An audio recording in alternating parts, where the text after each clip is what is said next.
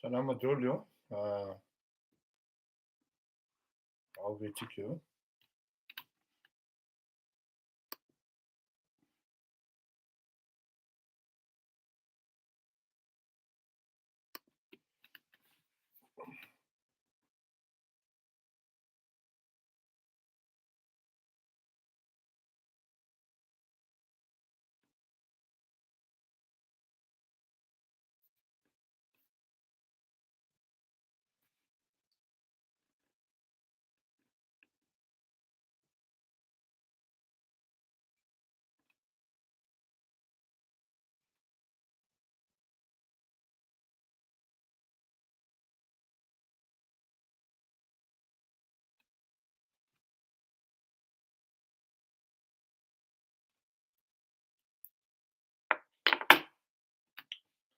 Eny ary a, faly miarahaba antsika rehetra amin'izao alahady folakandro any Madagasikara zao amin'ny ray atoandro mahery zao angambany raha tsy diso araky ny fotoana ny fanomezana amin'ilay sasany dia hanao fandaharantsika androany fa naniko ny nasiana ray minitra fanginana teo noho ny fodimandry ny rahalahy ny Akhma mpiara-mitolona amintsika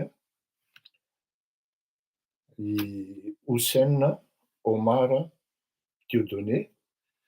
fantatritsika fa anisany tena sarotiny izy eto amin'ity fandaharana ity ary tsy tapaka mihitsy tahaka ny ry Ra Stefana zany, ry Bona Malilo, maromaro nareto aman-jatony tena zafady miala tsiny vetivety. Oui, je peux vous appeler tout à l'heure. Ok, merci. Aman-jatony nareo eto ary noho izay fodiana mandray nanaovako ny ray minitra. Izara telo mazava tsara ny fandaharantsika dia no kely tsy hoe kely fa ilazalaza momba ny rahalahy ny Akhma, Omar, Houssein ny tenako. Satria maromaro ianareo no tsy mahalala hoe fantatrareo izy fa tsy fantatrareo hoe iza marina Houssein sarotana sady mafana fo ary tsy mpinamanamana foana zay mirahalahy. Iza marina ny rahalahy Houssein Omar Dieudonné.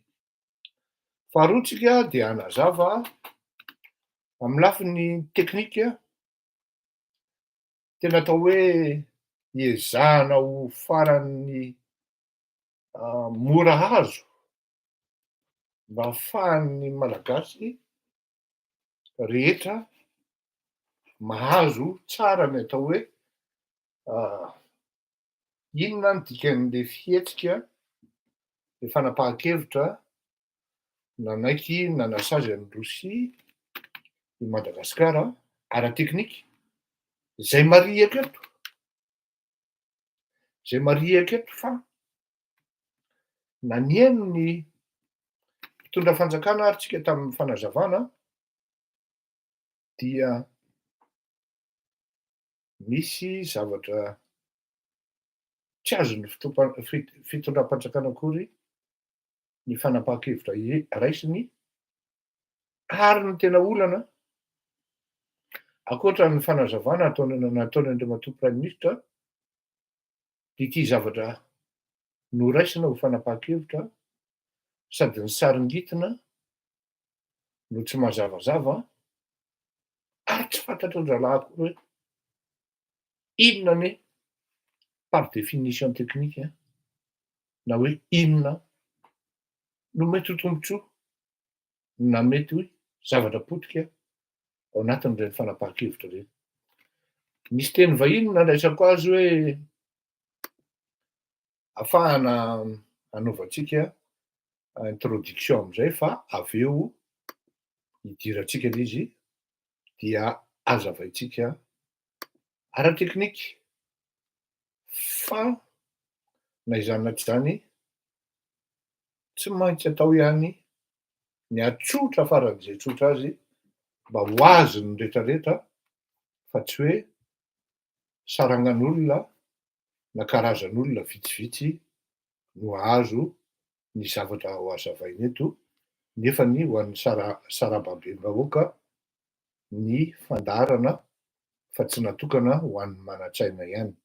Marina ekena fa avo dia avo ny tahan'ny fahafantarana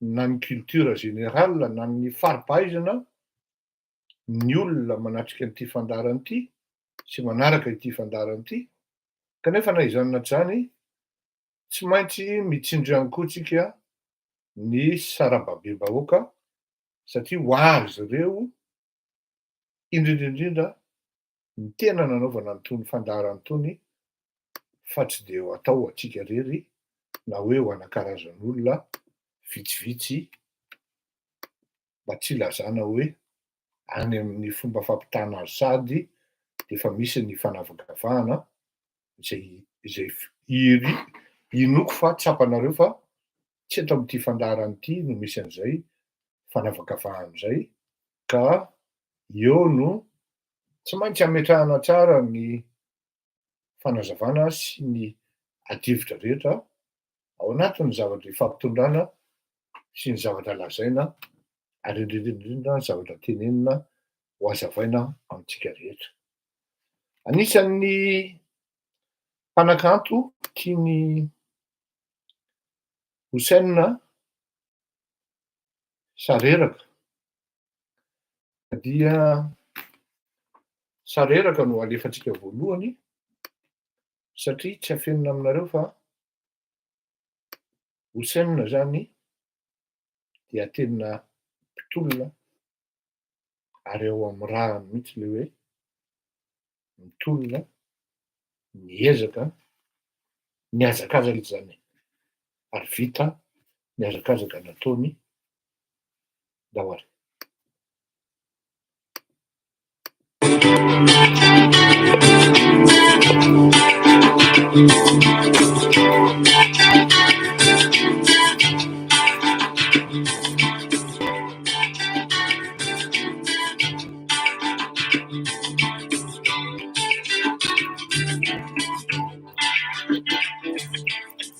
Babalareo kai poteka fatra mama nareo rasangare Shipanduk fayil marasita tunareo asapeta sera reteta tunareo putsa pernas el faralareo apukache derata faralareo presidente penal sasa tasalam nareo DGT nalakaf nareo police secret nalakaf nareo kai pra alla nareo député nareo ACC assemblée padeso vetivety anareo arema vetivety anareo IETD avambenareo lider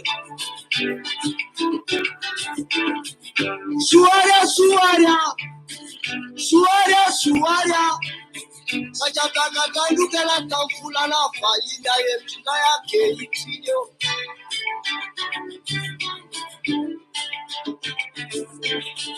suaria warararerina tete kafa ayentundale rarao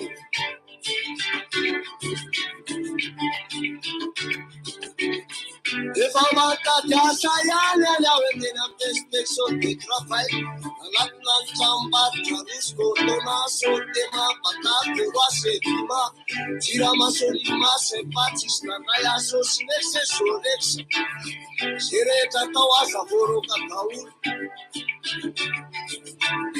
Suaria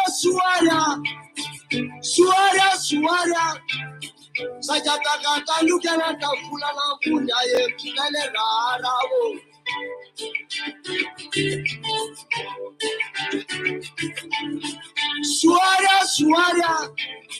Suaria warararerina tete kafa ayekidale rarao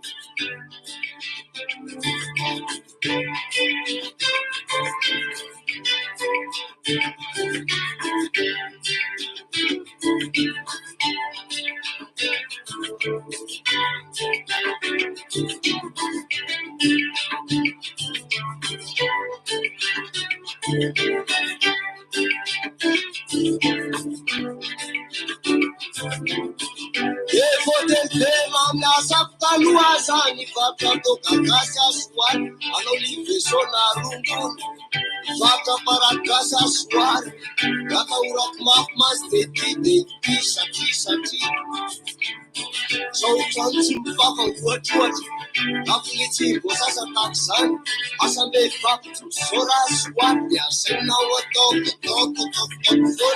Amatash Mamala Swat, they are Kingaro, Papa Naro, Suara, so I got my pinta, what I'm a big tiranangan, Sasata, then in the Kasuran.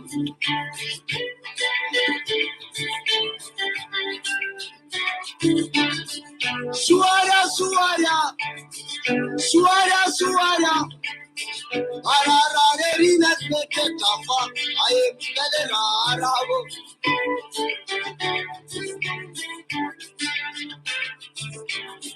Suario, Yake Marare, Suario, Marario, Suario, Yake Marare, Suario, Marario, Suario, Yake Marare.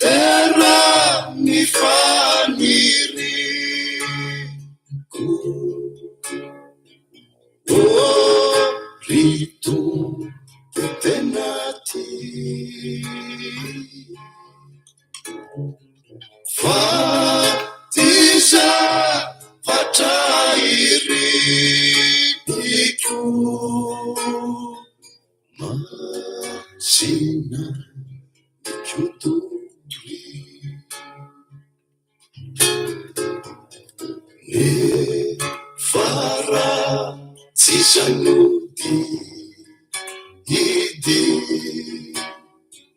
na bua renao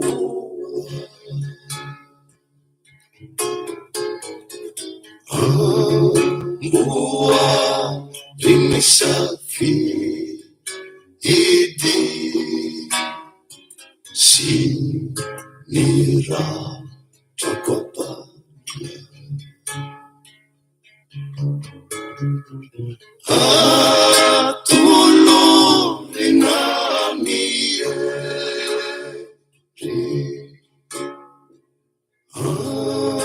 Pizu yani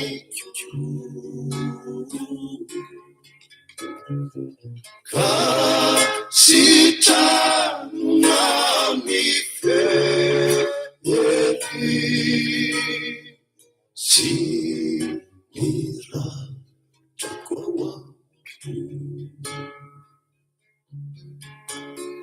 si mira chakwa si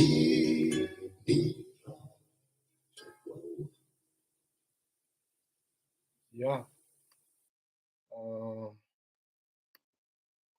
tsy afenina fa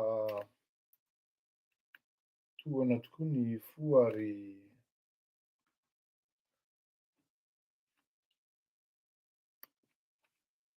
raha lazaina raha hoe tsapanareo avy hatrany angamba ny safi-diavatra ny lela rehefa naheno maraina be io hoe nodimandry i dada hoy ny zanany Lamatoa, nodimandry Houssein hoy ny rahalahiny Mamitiny, misy rafa ny anaran'ny zanany Lamatoa, ary tsy afenina fa nanaitra vao maraina ary izay naheno dia tsy nijanona naneno ny telefaonina androany tontolo, androany maraina tontolo, ka ialako tsiny raha ohatra sanatria tsy tomombana araky ny zay mety ho performance fanaontsika isan'andro ny fandaharana satria tohana ho an'ny fo ary tohana ny fanahy. Nieritseritra hoe tsy hanao ity émission ity androany satria hoe tena mety tsy ho vitako, tsy afenina anareo fa tena akaiky ary anisan'ny olona tena atokisako satria mbola mitohy ny fatokisana na tsy eo intsony ary izy, ary ny tena nampagaga dia tsy nisalasala ny zanany Lamatoa, ny rahalahiny niantso sy nampandray ahy. Raha ny fandraisako an'izany dia ohatran'ny te hiteny aho hoe ny fampiresahana tao amin'ny tokantrano zany, ny fampitezany tamin'ireo taranany ny zavatra nataony teo amin'ny fiarahamonina, tamin'ny fifandraisana tamin'ny mpiara-belona, ary indrindrindrindra ny tolona io sisy sotsoran'ny kely tompoko azafady ahy. Ny tolona zay nataony mba hisiny ny tsaratsara kokoa eo amin'ny fiainan'ny malagasy sy ny fiarahamonina eo amin'ny firenena malagasy. Ny ilazalaza hoe ahoana ny momba ny iza marina Houssein Omar Dieudonné. Mba ahafahanareo matsapa hoe tena niazakazaka ary navita hazakazaka izany olona izany. Teny indray ao anatin'ny soratra masina any amin'ny Galatiana toko 5 andininy 7 any no ilazako sy amehezako izany atao hoe Omar Houssein Dieudonné zany. Tsy fantatrareo izy ho fa enoy dia atsapinareo hoe misy antony kay mampasika sy mampasarotiny an'iny rangahy iny satria izay no maizy azy. Fakiko amin'ny anaran'i Jesosy ianareo niazakazaka tsara, iza no nisakana anareo tsy hanaiky ny marina. Ianareo niazakazaka tsara, iza no nisakana anareo tsy hanaiky ny marina. Io mihitsy Houssein tompoko, tsy hoe rehefa mitolona ianao ka miady amin'ny tsy rariny, tsy mandry andro, tsy mandry alina, dia voatery tsy maintsy ny anao no marina ka hanapatra sy hametraka foana izay famarinana eritreretinao zay. Anisan'ny qualité anankiray tena nankafiziko tamin'ny Houssein dia mihaino, mahay mandresy lahatra ihany koa, ary indrindraindrindra ny fisian'ny fanajana foana ao anatin'ny adihevitra izay natao. Iza no nisakana anareo tsy hanaiky ny marina. Maro ny olona, tena lazaiko anareo tena lazaiko anareo, na de efa marina amin'ny soratra tavan'izao ary iarahan'ny olona manarivo ny amatapitrisany zao fa izao io ny zavatra mitsanga. Na noho ny tsy mety ianao de mbola vitany ny mamadika an'iny ho zavatra mety. Tsy mba karazan'izay nga Houssein. Eno kely zao zay izy amin'ny ankapobeny, olona mahitsy izy, olona tsy tia mivilivily, ary anisan'ny tena halany ny fanambanimbaniana ny mpiarabelona, ary indrindraindrindra ireto jiolahy politika mpangalatra. Halany ary tena tsy tiany. Mpanao politika izy, ary anisan'ny tena hoe mitolona.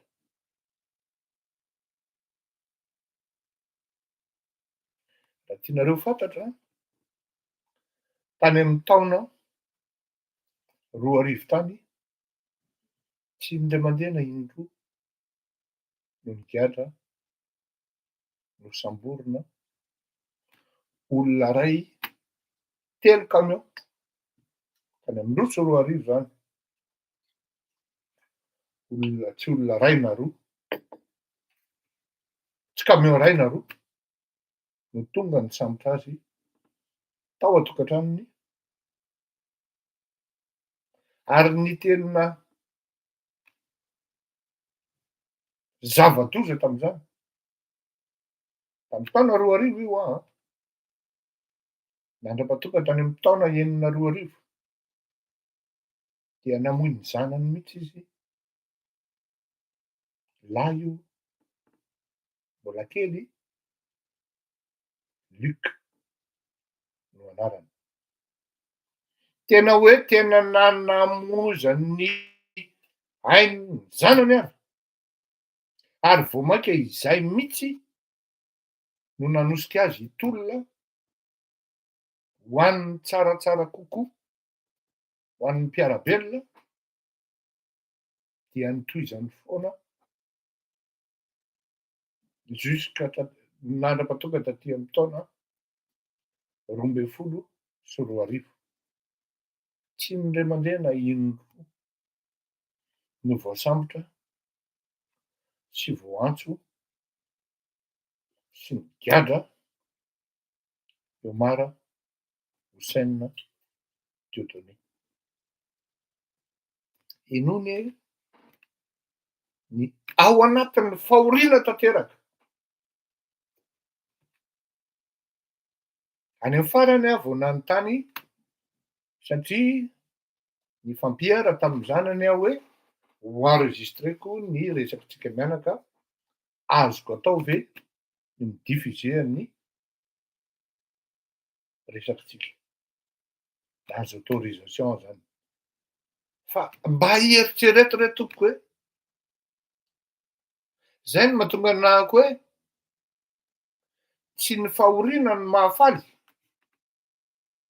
fa le fomba nampitain'le rangahy, ny fomba nampitain'nga Houssein amin'ny zanany hoe ialàny ho mpandoko aho.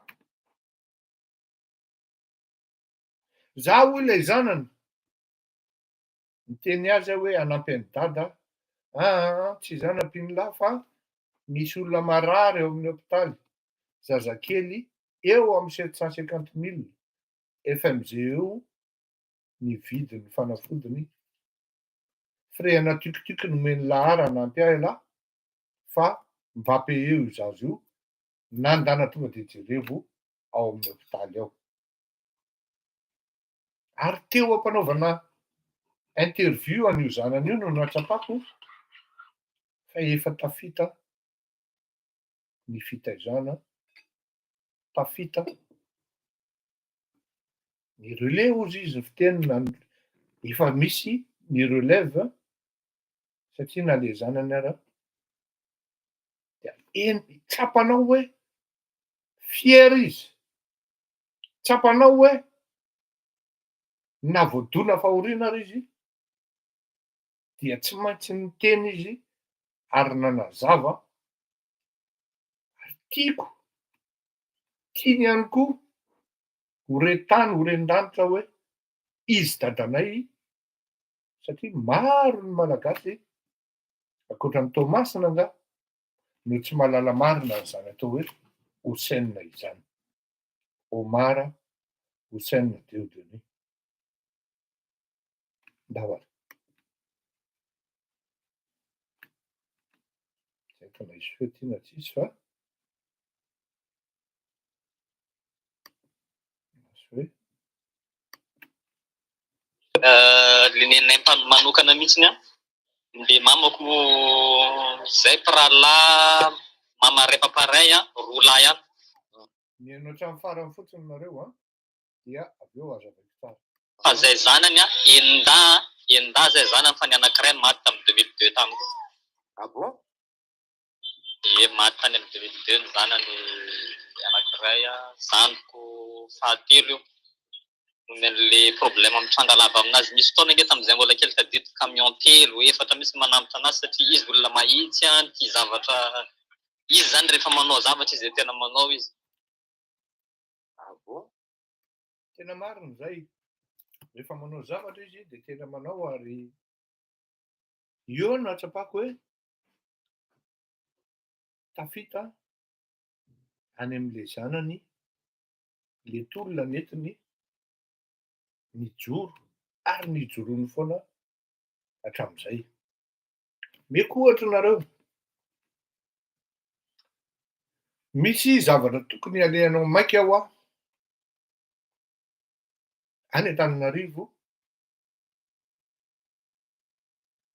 afaka ve ianao? Afaka président. Amiray maraina miantso azy amin'io, amiray maraina. Afaka président. Ka ahoana, inona natao? Andefasako ay mivola ho ahy ianao. Fa raha azonao atao ny mitondra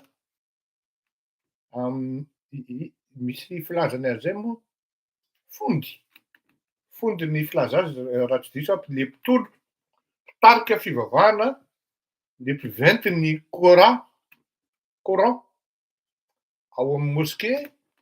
Raha mba azonao entinao hifondy dia misy zavatra ohatran'izao tokony ataonareo amin'ny rahalahy raha tsy mahadiso. Vao maraina be ozy izy dia ho any aminy ka atsoko président vao eo akaiky izy. Zaho zany mieritreritra hoe takany malagasy antsoina mivorona, misy zavatra asa ifanaovana. Amin'ny 7 fotoana, amin'ny 12 zalahy vao tonga. Amin'ny 4 fotoana, amin'ny 9 zalahy vao tonga. Tena izako aloha anatin'izay. Tsy afenina, tsy hilaza ny Clément hafa rehereto, fa ny tena koa champion amin'izany, fa rehefa fotoana hoe tena officiel kosa aloha, mba tonga aloha amin'iny. Fa amin'ny 5 sasany maraina, aty an-dafy. Zany hoe amin'ny 9 sasany any Madagasikara, maneno ny telefônina. Ianao zany mbola didy maso be iny. Jerena, Omar. Dia vao maraina ny adala zany, za tsy teny hoe tompoky lahy satria akaiky ahy izy. Fa zavaiko aminareo foana zay. Tsy azo antsoina tompoky lahy na tompoky vavy ny olona akaiky. Satria aminao izy tsy maty fanody mandry. Dia miantso aho izy. Teo mifondy zany. Ka ahoana, inona mission président nazavaiko teo. Alefako ny vola andehananareo mission. Ny zavatra ny fanarahana dia hoe manao location de voiture nareo, fa aiza ve dia fondy entinao taxi brosy. Nikeny le izy. Laha tsy izy nandehananao an'le mission izy mianaka, ny fanarahana samy maka chambre. Dia andana ambany amin'ny hôtel farafaratsiny 3 étoiles farafahakeliny. Vita ny mission au bout de 2 jours, natsony amin'izay eto akaiky eto ozy izy fondy. Fa zao nataonay président, mbola misy fiambiny, tsy tadidiko tamin'izay 2,5 millions ngamba na 4 millions. Ka ahoana ozy izy nataoko FMG zany. Ahoana nataoko président hamerenana an'ity vola ity aminao. Voalohany aloha, tsy mbola nahita olona tompoko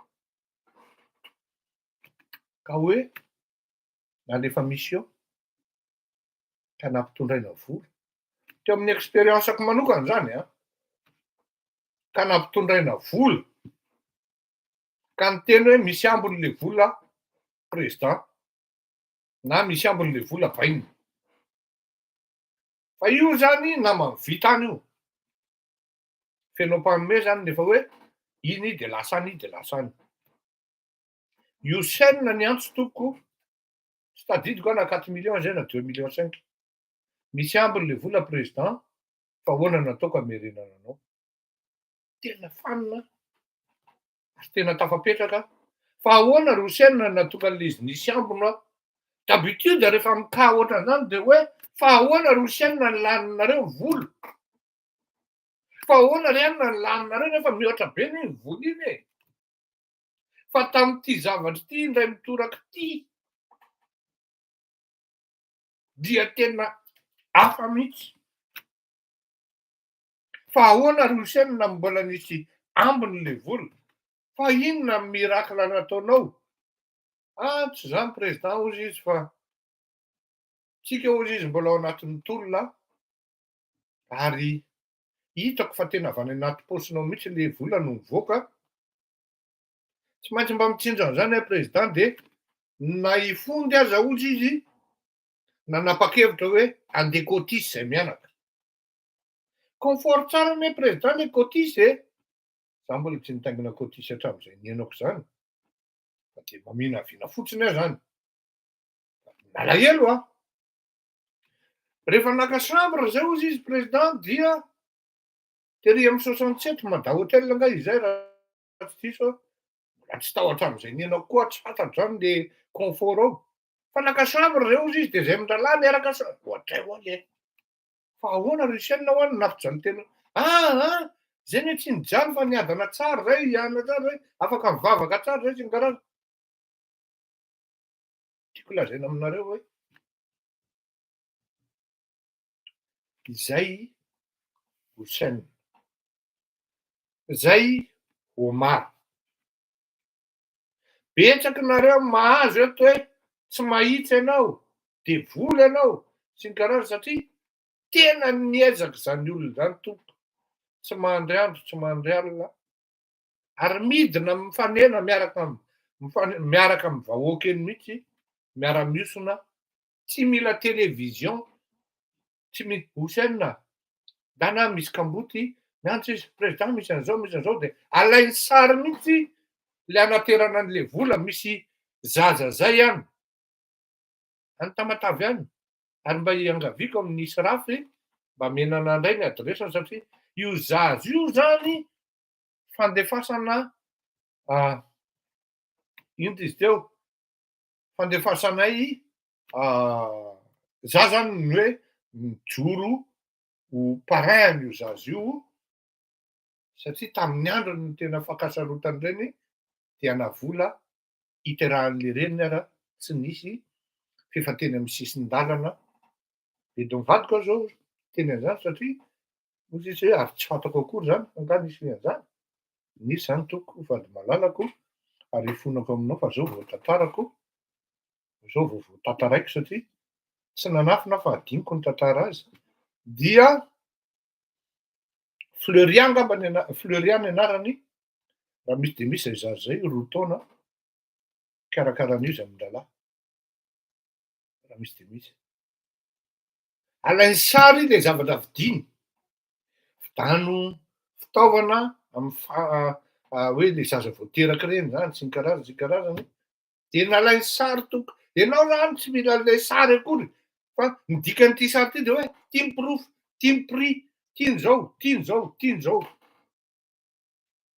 zany eo aho Houssein président zaho izy izy ane amin'le za fa zay izy no nitantara tamiko iny le mandeha fotsiny fa za tsy nalala hoe inona no nampikadra azy fa ny zanany tantara io vao fantatra hoe inona no nampikadra azy amin'ity za fa migadry ity ny ozy izy dia be dia be ny olona manaratsy ahy fa mety ho tonga any aminao any lay andrano ny fanaratsiana fa aleoko ozy tonga dia hitanao ohatran'izao foana ny fiasako.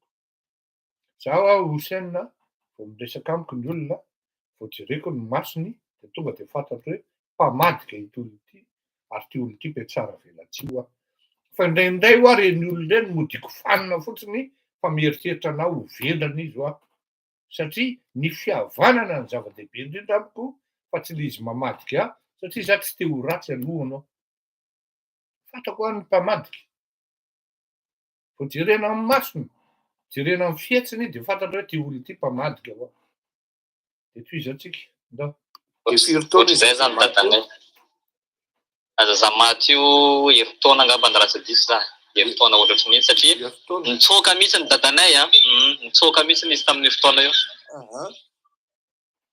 gadany moa izy dia nahazo le fanalefana tsy haiko na ohatrany ahoana dia ohatrany hoe le misy fotoana mivoaka kely dia ohatran'izay dia izy mivoaka iny dia tonga dia any mitsoaka any Antananarivo na ohatran'izay dia avy eo mihetsiketsika indray dia mikatra indray manohitra foana zany zareo e ohatra ilay fitontanany zanadambo sy ny sisa reny fa izy tena vao samy tany zanadambo izy kely camion zay nampisaraka ny mamanay sy dadanay zany noho n'izay zavatra zay.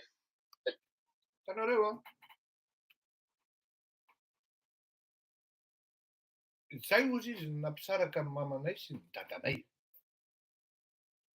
Tokony ho fantatritsika zany fa nanambady iny roa Houssein.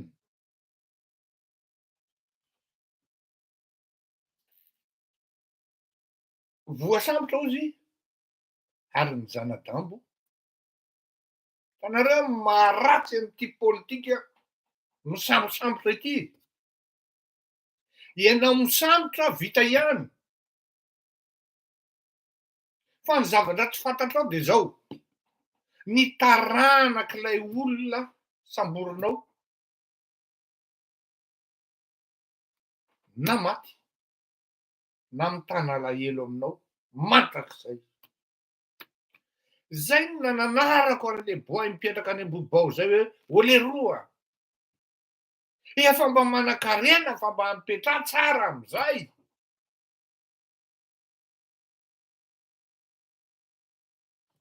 Io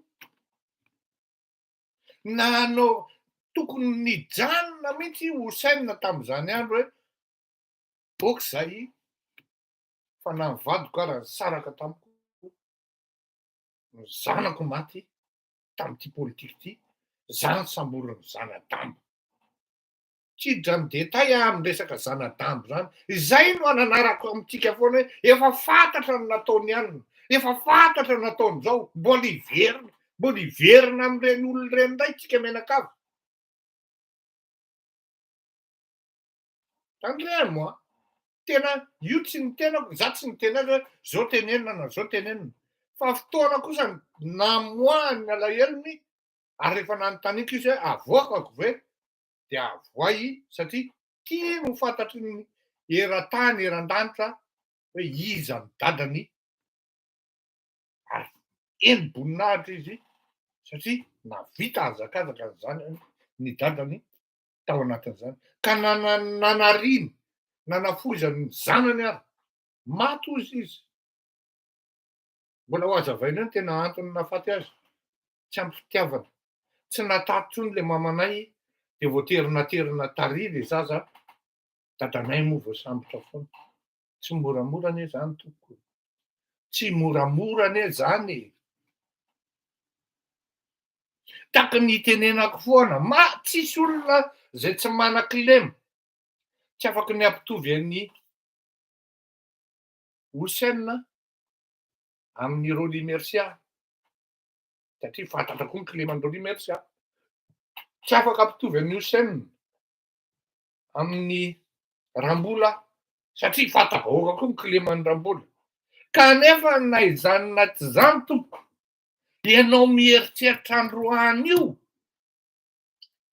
fa ianao ny tompon'ny fanjakana, ianao ny tompon'ny hery, ohatran'ny hoe anao zao tontolo zao, ianao no Andriamanitra latsaka tany, efa manomboka mipasy any amin'ny zanako ao koa ny lova,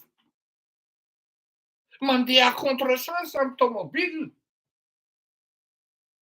Tena miteny aminao a, anana ny taranak'olona alahelo reny ary miodina ny kodiaran-tsarety. Io kodiaran-tsarety io la roa torona ozy izy ny rotary zay. Dao toizatsika. Kile maramila tonga lava foana ao an-trano dia tsy zaka mamanay intsony izy dia Misaraka. misaraka fa nanambady izy après an'io dia maty le zanaka indray, maty le zanaka. Zany hoe nisy ray tapo taminao zany fahatelo. Misy ray tapo taminao fahatelo. Luc ny anarany, Luc. Io Luc io zany 2002 samborana azy. Io maty io ie. Io maty io. Tsy tatry mamanareo intsony izy dia mitsaraka izy.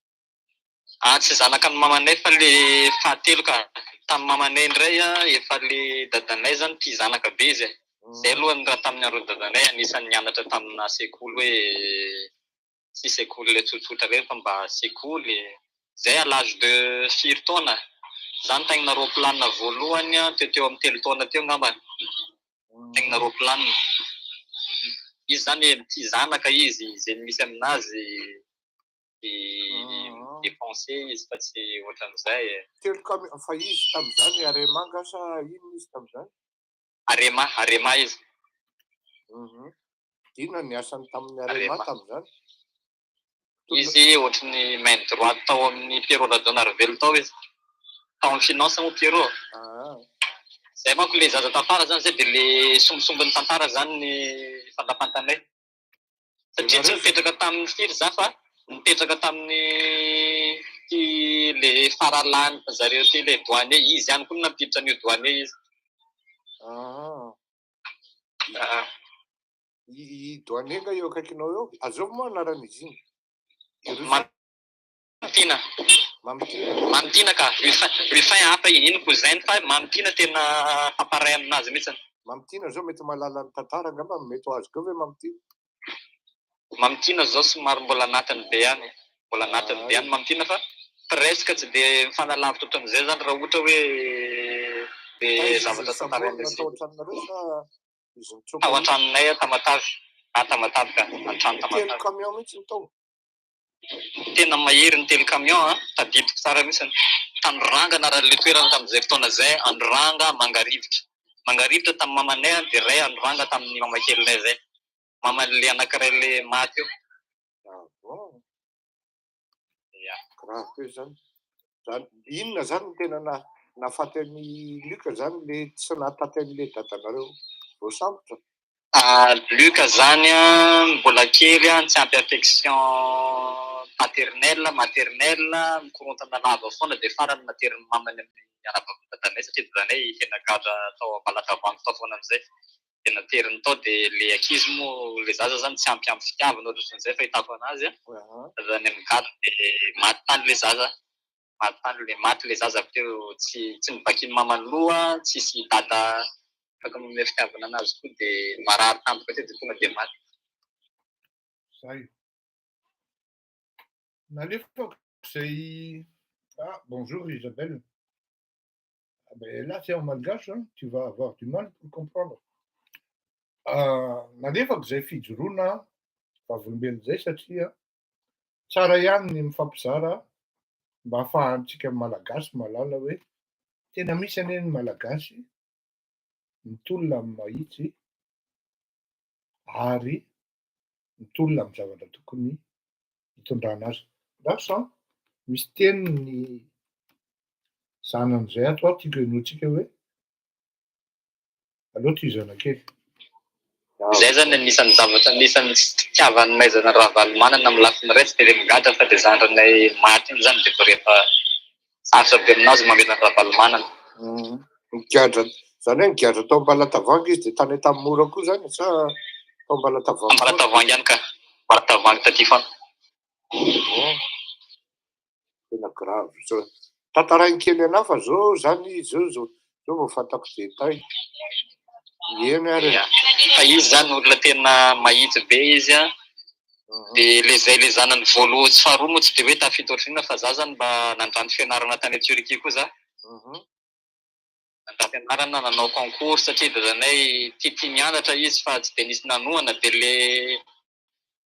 le intelligence zany ohatrany hérité an'iny ohatrany héréditaire avy taminazy ohatrany naturel taminay le izy de tia kapokapoka zay mianakavitra de nanao concours ohatrany izy de lasa tany Turquie zavatra satria nahazo voalohany de le zandriko ohatran'izay de le zandriko zao ny ambany am'izao mampimaherina dadanay maty le manaraka anahy fa de tena efa ela fa izy zany tanatin'ny ray volony izy mananatra anay foana izy tena mananatra foana karakarao zany olona ohatran'izao misy olona sasahirana reny zao fantapantany de tonga de teneniny io lesy mba raha misy vola amila de mba misy olona mila vola 750 000 mba hofeo le mango zany za mahita amin'ny hôpitaly be Tamatavy aty misy ankizy zay ohatrany efa hitako efa ela ozy ny etapanazy ato 750 000 ozy ny anisan'ny fanafody ny zavatra zareo dia eko le 750 francs ohatry zany dia dadanay zao ohatran'izany izy tsy dia mivaky loha mivata amin'ny firy izy fa olon-kafa zany tena manao izy raha amin'ny olon-kafa. Zay mihitsy satria telo herinandro talohan'io andro talohan'ny nahafatesany zao dia ny hôpitaly izy ary niantso azy dia za moa tsy afaka ilaza ny secret médical fa mila fanafody ohatran'izao aho ianao fa azoko alefa raha ohatra ka rehefa niteneniny tamiko zany hoe zao no mahazo azy zao no mahazo azy dia hoy izy hoe andrasa aloha hiandry ny ordonnance ny dokotera ozy izy dia rehefa azo ny ordonnance effectivement tao le fanafody dia hoy zako hoe azoko alefa ho raha ohatra ka fa tia no tsy maintsy hohaninao isan'andro isan'andro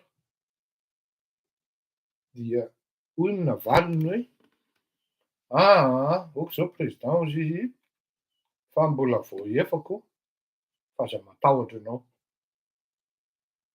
enjana izy zavatra angatany aminao frais fotsiny ao zany tiokotioka le retour ame voanao zany fa raha nampy ianao dia tia olona tena ohatran'izao misy olona tokony ampiana re ka izao alefa eto ny numéro 1 mivolanao dia andefa ny Akhma zany azonao anampinampy ny tsy anampinampy fa anampy am'izay araky ny azo atao ny Akhma ka io zavatra io tsy ataoko mandalo aho mba tsy fampitosana fa na 10 euro ara dia efa alefany aminao mandefa direct ny olona zany zay le izy dia anjaranao manampy amin'ny mamanao moa zany na mama kely ara mama foana le izy le mama kely misy zanony roa farala reny zao tena mampalahelo kely mihitsy ny am'izao reny mbola kely za zao nitomany tena nitomany foana za teo tsy le dadanay maty mazava ho azy marary amiko any izy fa za mahita an'le zananay zany tena malahelo satria lalao ery zalahy mahita ny fadiny dadanay mery zalahy faly kazakazaka re tsisy zavatra mihita anaty taina zareo maty nge dada tia za malahelo ny anankiray 4 taona dia ny anankiray eo amin'ny anankiray eo amin'ny 9 mois eo angambany bay tena grave anankiray 9 mois ifampidiniky zay dia jerena ny azo atao d'accord tena malahelo mihitsy za le rola kely reny firy moa zany ny totalinareo enina zay fa ray maty lehilahy daholo fa tsisy vehivavy dia roa mbola kely zany roa mbola kely d'accord dia le fahatelo io efa nalaiko mipetraka amiko mihitsy satria mba niconfieny tamiko hoe ty zandry lahy ty ozy mba madiditra kely zay dia mba direstressé eo dia anao mipetraka amin'lahy dia fa nareny mivady moa le fahatelo fa le roa ty zany mampalahelo anahy mijereny ery zaraha d'accord ok sotra betsaka efa misy azo zay fa mety misy alefako séquence kely le amin'le resaka ravalo tsy maninona ka tsy olana mihitsy ny tsisy olana mihitsiny d'accord ary amin'ny ray Madagasikara no alefako le izy ok président mankasitraka ok mampamanga alefasy le amin'ny vola izy olona mahitra izy fa tsy tia zavatra mivilivily zay mahatonga anazy hatramin'izay tsy mipetraka amina plasy anankiray mihitsiny efa tamin'ny gouvernement izy efa maromaro zavatra ny sany main droite talera marsan na efa tao amin'inona sy ny sisa fa efa niaraka amin'ny Paolo Coelho reny na ity Paolo Emilio Paolo Rasolondrasany fa izy any anarana fa miaraka zany fa presque tsy tamana fa vao olona vao mivilivily amin'le asa dia presque corruption tena tsy mandainga fa zay fa milliardaire dadanay rehefa lasa lavitra zay fa iny tonga dia mahitsy ary miaro izy ary miady amin'ny karana miaro izy ary tena miady amin'ny karana dadanay nge efa raha tatamatavy teto depuis za tonga avy tany Turquie depuis 2011 efa impolo maheno angamba ny voantso teny amin'ny Tobratsy mandrava camion makany eo amina gendarme bon tena zaho any taolana mihitsy za misy taona eo Iantsika zay a, zay ny momba ny Houssein, Omar, Dieudonné. Moralité a de zao, mianatra raisina am'zany. Hoy le hira misy hira zay hoe manaova ny soa. Satria inona hoy nareo ny zavatra nitranga androany. Raha tany aloha zany camion anankitelo, camion roa, miaramila maromaro no tonga ao an-tokantrano, mbola misy zaza mena vava misambotra ity rahalahy ity. Ny zavatra nitranga androany. Dia nijoro ny pôlisy amin'ny andian'ny FIP ary nandefa fiara mihitsy.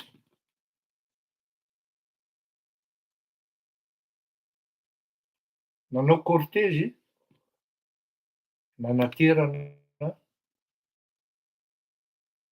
ny nofo mangatsiaka an'ity Akhma, Houssein, Omar, Dieudonné nakany amin'ny mosquée. Ary amintsika am'teny zao dia efa voafina sy voasitrika ny nofo mangatsiaka ny ala Houssein. Zao a, tiako ifampizarana amitsika koa sady anatra ihany koa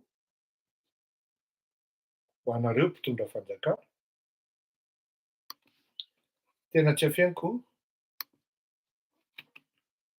fatao anatin'ny olona tsy nahafantatra ny Houssein raha tsy namorona ny Akhma. Tena karazan'olona maro no naniry hoe handray sy nanaiky ho filohan'ny Akhma tany Madagasikara. Fa Houssein irery no nekeko.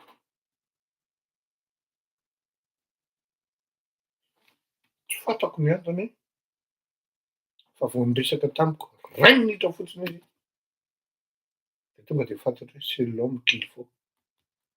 Sans vraiment savoir qui il est, comment il est, qu'est-ce qu'il a de plus. Rehefa niresaka izy de hoy zako hoe ampy zay rahalahy fa ianao no filohan'ny Akhma any Madagasikara. Ka rehefa niantso olona izy niaraka taminy tao de tsy afenina fa mbola tanora sady be kotry maro olatra na de tanora aza no sady mpitolona ihany koa reto Akhmanetiny. Tsy indray mandeha na indroa no torakovitra aty andafy avy aty a Frantsa aty amy 10 000 kilometra aty miantso hoe Houssein mba miangavy aho fafao io fa tsy te hitanao higadra. Io marina président. Président, za koa miantso azy président tena mba miangavy aho tsy te hitanao higadra aho fa fafao io. Nga izy mety? Tsy mety izy. Ary tsy nisy na indray mandeha zaka hoe niangaviana izy hoe fafao io fa sao migadra amin'io ianao. taony tsy Houssein no gasy antsoina hoe sakaletaka, tsy Houssein no gasy na malagasy matahotra ny figadrana. Any ka rehefa niteneniko izy hoe Houssein, ity association Akhma ity tsy mpanao politika isika fa karazana observateur na observatoire, tsy momba ny atsy tsy momba ny roa fa zay manao ny tsy mety dia tsy maintsy avoaka horen-tany horen-danitra. Mety amiko zany ozy izy, tsisy manao mety eto hatramin'izao ozy izy. Ka raha ohatra maromaro ny olona malahelo, maromaro ny olona manome voninahitra, fa tsy hoe rehefa mody mandry ianao dia ozy ny olona hoe bon débarras dia manaova ny mety. Anatra ho an'ny maro zay, tena marina zany.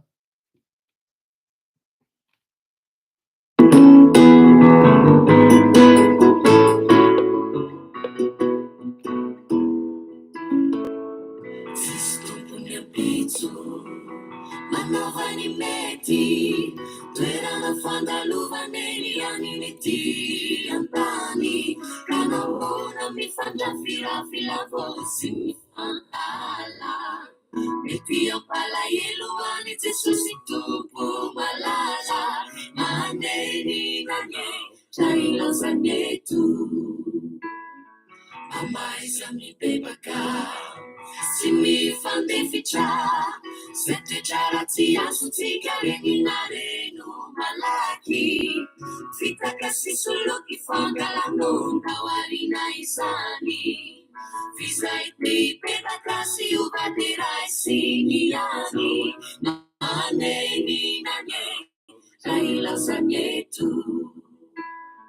Samy miambena isika rehetra, lafy tsy ampilazany eny tompo itsara antsika, ka tandremorera zokioso tsy fantany itsony, analaka ny fotony izay nomeny safidianantsika, ho amin'ny fiaina tsy tavesa ho amin'ny fiaina mandraky izay, mandenino iaho ra ilaozany eto. Samy miambena isika rehetra, lafy tsy ampilazany eny tompo itsara antsika, ka tandremorera zokioso tsy fantany itsony, nalalaka ny fotony izay nomeny safidianantsika, ho amin'ny fiaina tsy tavesa ho amin'ny fiaina mandraky izay, mandenino iaho ra ilaozany eto.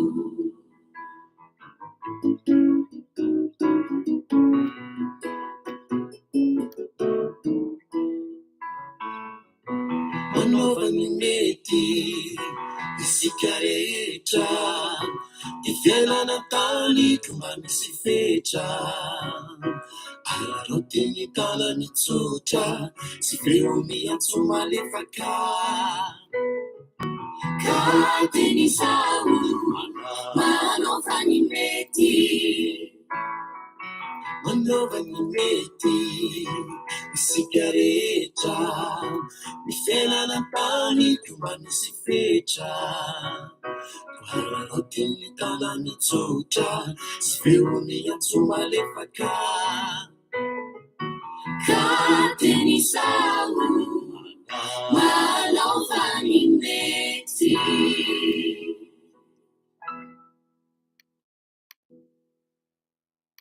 Zay mbola salut Jean-Slo, tu vas bien?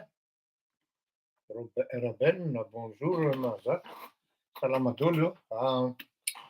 Hiditra amin'ny resaka raharaham-pirenena amin'izay tsika, ary faly miaraba anareo rehetra zay vao tonga, efa nandeha elaela kely any tsika, fa dia miaraba antsika rehetra aloha.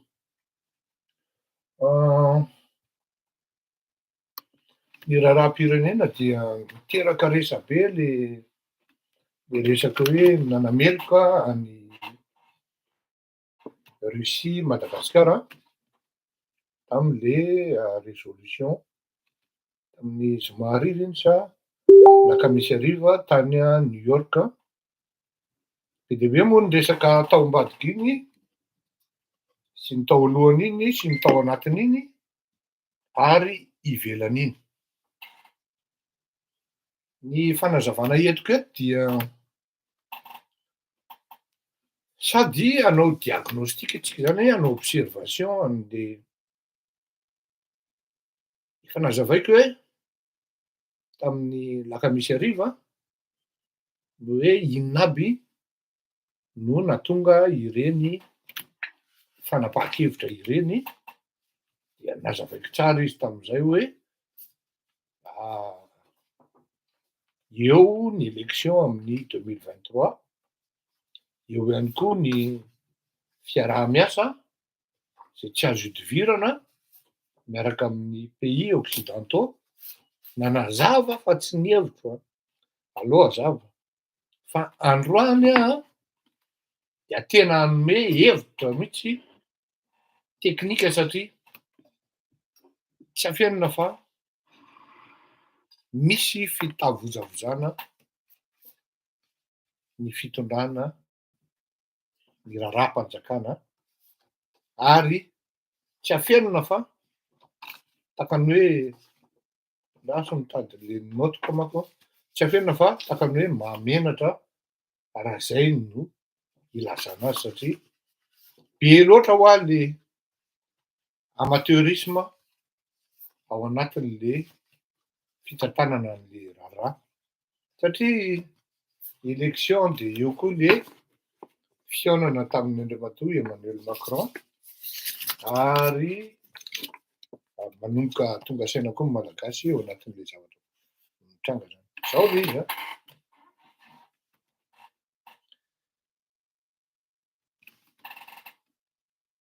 raha nindraisana zany hoe tamin'ny teo amin'ny fotoana mbola tsy nalalitsika hoe fa inona no natonga n'iny fanapahan-kevitra iny ary maro ny taitra hoe le tao mivady dela indray ilay mpitondra.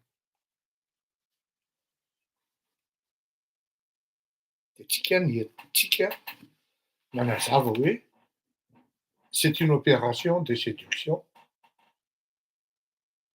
Eo ihany koa zay tsy azo idivirana ny fiaraha-miasa amin'ny fifanampiana ara-bola zay tena hoe mipetraka amin'ny fanontaniana manko hoe Madagasikara ve no mila ireto pays occidentaux reto, no mila reto bailleurs de fonds reto sa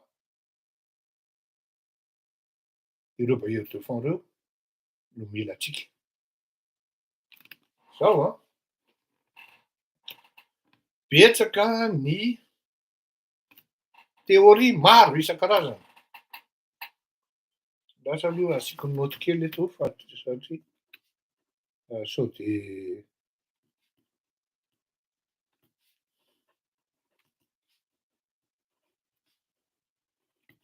betsaka ny théorie isan-karazany momba an'izay zavadray. Fa ny tena marina de ny hoe ary ty tena tsy misorona amin'ny teny an'ity.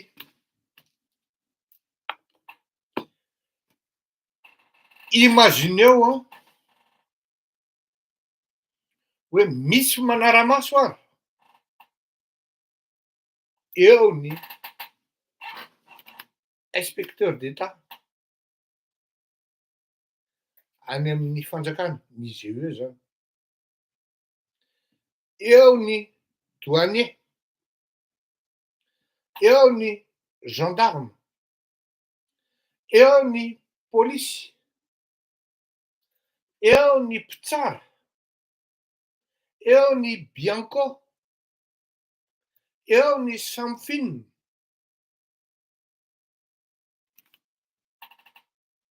Zao Mbola maheno antsika isan'andro. Vola matapitrisany amina rivorivo tapitrisany zao lasa ry. Voahodina ry.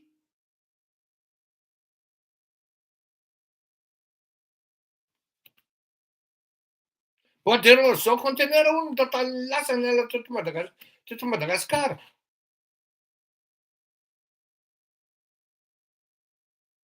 Nefa nananganana unité firy mpiandraikitra sy mpanara-maso ny ala. Aiza reny olona reny. Sokatra firy ny lasa any Chine. Volamena amina kilao firy no lasa any Dubai. No hono sy ny tratratratra fotsiny zany. Fa ny sasany mahavita mandefa manjato kilao amin'ny alalany efa fampiasana sambo zao. Ny volan'ny Covid hono lasany aminy.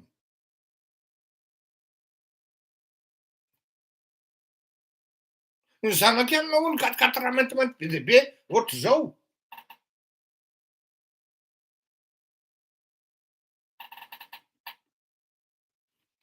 Zay zany le fisian'ny Bianco hoe sans finne paque.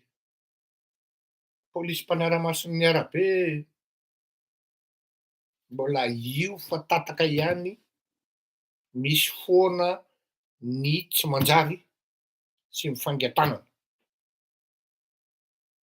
Le filoha mpitondra ary amin'ny palais ary na tamin'ny andro Marc Ravalomanana na Rahery Rajaonarimampianina na Ratsiraka na Andry Rajoelina mety tsy manala inona akory. Fireto tompo mena kely no manao ny ataony. Ary tsy fantatra koa satria tsy mateny intsony le filoha. Araky ny tenin'ny Ntaolo zay sokona mifankahita tay. Mialatsiny toko. Efa voafaritry ny olona de tsy afaka miteny intsony. Ny firenena malagasy hoe mila ny Banque mondiale sa sy ny FMI sa ny FMI ny mila ny malagasy. Misy ny sampana manara-maso ny vola fandehan'ny vola amin'ireny Banque mondiale sy ireny organisme internationaux reny au moins toko farafaratsiny mba misy an'ireny fa raha tsy misy reny baky tanteraka isika mianakavy. Au moins mba misy an'ireny CITES reny. Inona moa mba vitan'ny société civile malagasy tsisy mpihaino ane. Impiry fleurirako eto Malalana no miteny hoe ny Vohemarany ny fampidiran-dralahy an'izao. Any Tamatavy no mandeha an'izao. 700 kilona héroïne tratratao Tamatavy de mivadika lafarine. Zao ny tanora malagasy monsieur drogué daholo mitsindrona ny ankabeazany. Zay vao hoe avaizy tontolo.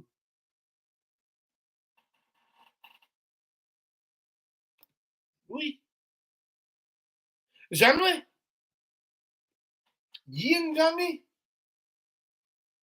matsapa angambany le olona nanapa-kevitra hoe ity ny tokony lalana miaraka amin'reto pays occidentaux reto satria raha izaho manokana aloha zany de tsapako aritako fa isika ny tena mila an'ireo olon'ireo satria na ny tatana ny arentsika reny tsy ho anao malagasy mihitsy sao de manofy ianao alao tsy misokatra io. Araky ny tenin'ny ray aman-dreny Ratsiraka Didier zay hoe rehefa ho avy ny pétrole eo vao mainka ny tonga ny fahantrany malagasy. Ary marina zany. Tonga ny Felsdôdra moa fiantsoana azy tamin'izany voalohany. Iny nitehitra Moramanga. Adinoko ambako ny anarany Ambatovy. 5% mba azon'ny malagasy. De mino ve ianao fa 2% fotsiny de makaiza zany maninona misy olona zany tena hoe Ady efa anina tsy mety mahantra mihitsy izy. Fa mita vola foana mivoaka ny 4-4 zao de efa io izy vaovao ny azy. De tena kadady e. Eny zany e.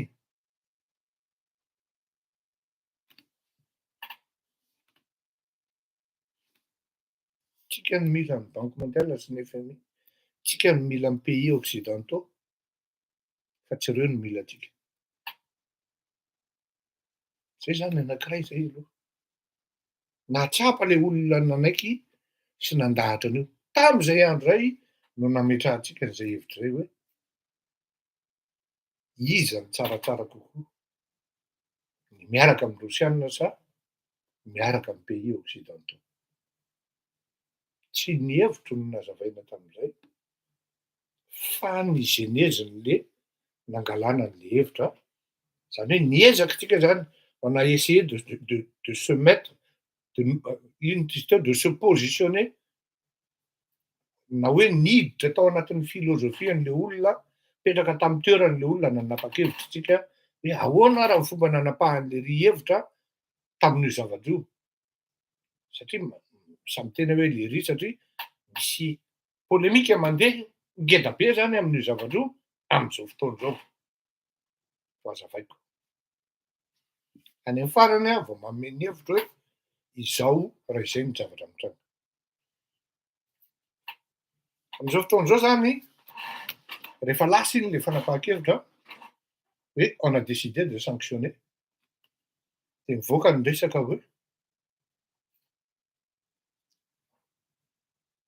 tsy fanapahan-kevitry ny filoham-pirenena sy ny prime ministre iny vote na option de sanction iny. Mivoaka zany a, ary teny amin'ny Facebook iny nahitana azy de gaga. Ary tena taitra. Tsy hevitry ny filoham-pirenena sady tsy hevitry ny premier ministre. Teny amin'ny Facebook iny nahitana azy tompoko. Rehefa nanadiady ny tena de marina tokoa fa tsy hevitry ny filoham-pirenena sady tsy hevitry ny premier ministre. Ary ny grave de zao, tsy hevitry ny malagasy ihany koa. Satria zao, ndao kely anie, rehefa nanao karazana fitsapana hevitry ny vahoaka, tena zany. Rehefa ahoana ty zavatra ty no vadika ohatran'ity. Karazana fitsapana zany dia nahita fa iza ny tianareo amin'ny hoavin'ny Madagasikara hiaraka amin'ny Rosiana sa hiaraka amin'ny Amerikana sy ny OTAN. Ny Amerikana moa anatin'ny OTAN ihany, fa tsy maintsy napetraka hoe ny Amerikana zany sy ny OTAN. 2,5 isan-jato ny malagasy tompoko dia namaly favorablement hoe miaraka amin'ny Rosiana. Tandremo a, ny zavatra mandeha malgré zany lefa votiny napetraka tary de hoe tsy ny fampiarahana tamin'ny filoham-pirenena sy ny prime ministre io zavatra io fa tompony andraikitra tao anaty gouvernemanta no tonga de nanapa-kevitra tsy ny fampahirana io zavatra io. Sondage efa narefa herinandro mialoha tany amin'ny 2600 personnes tany no namaly, 2,5 isan-jaton'ireo tena maly hoe alao miaraka amin'ny Rosiana. Zao misy zavatra tsy tsapatsika mandeha amin'izao fotoana izao. Ary nanomboka tany amin'ny domination amin'ny Europeanina io, ary nanomboka zao manko no tena olana. L'URSS, à son époque, était une grande nation par la taille et par la puissance. Fa zao tsy nanana firenena izy amin'ny émanation zany na amin'ny émancipation, hoe nijanahana ka hoe nisy tany Amerika Latina na nisy tany ny Océan Indiana takan'ireto Europeanina. Dia tsy de nanana place firy izy zany teo amin'ny, malgré izy hoe grande nation par la taille et par la puissance, tsy nanana toerana firy izy teo amin'ny sehatra amin'izay occupation spatiale zay. De zao malgré le angedan'ny Russie raha ny haben'ny Russie aloha no tenenina dia je me contredis quand je dis hoe spatiale, fa andao tenenina hoe géographique ary mba hampampiresi azy. De ao anatin'izay zavatra nefany somary limité zany amin'ny resaka dissuasion. Ary mandeha ara ny adevitra ohatran'ny somary nambanimbaniana teo amin'ny sehatra ny tontolo izao.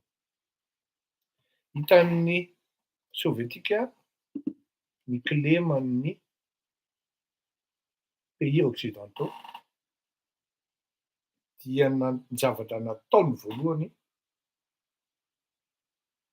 dia namoaka bourse d'études tena hoe de manière massive ho an'ireo firenena amin'ny alalan'ny idéologie, ao anatin'ny catégorie ny soft power zany, amin'ny alalan'ny idéologie zany hoe le socialisme, nianatra tany aminy ny karazan'olona maromaro na tany Amerika Latina na taty Afrika, ary anisan'ny référence tany Amerika Latina, Cuba. Zany hoe tany zany de efa nanomboka niainga sans qu'on ne se rende compte ny fametrahana olona anankiray notefena tao anatin'izany atao hoe kolikozy angambany izay, tsy tonga ho azy ny fitiavan'ilay arifidy reny raha manandray be tanin-drazana ny formena tany firaisana sovietika ireny tamin'izany andro. Anontaniana izy iny fa mbola velona. Formation mafy zany. Dia tany de efa niainga ny souverainisme. Napetraka tao anatin'izany mihitsy ny fankalana ny capitaux na ny impérialisme qui a son nom selon l'époque, la colonisation. Petraka tany zany efa tany amin'ny elabe tany.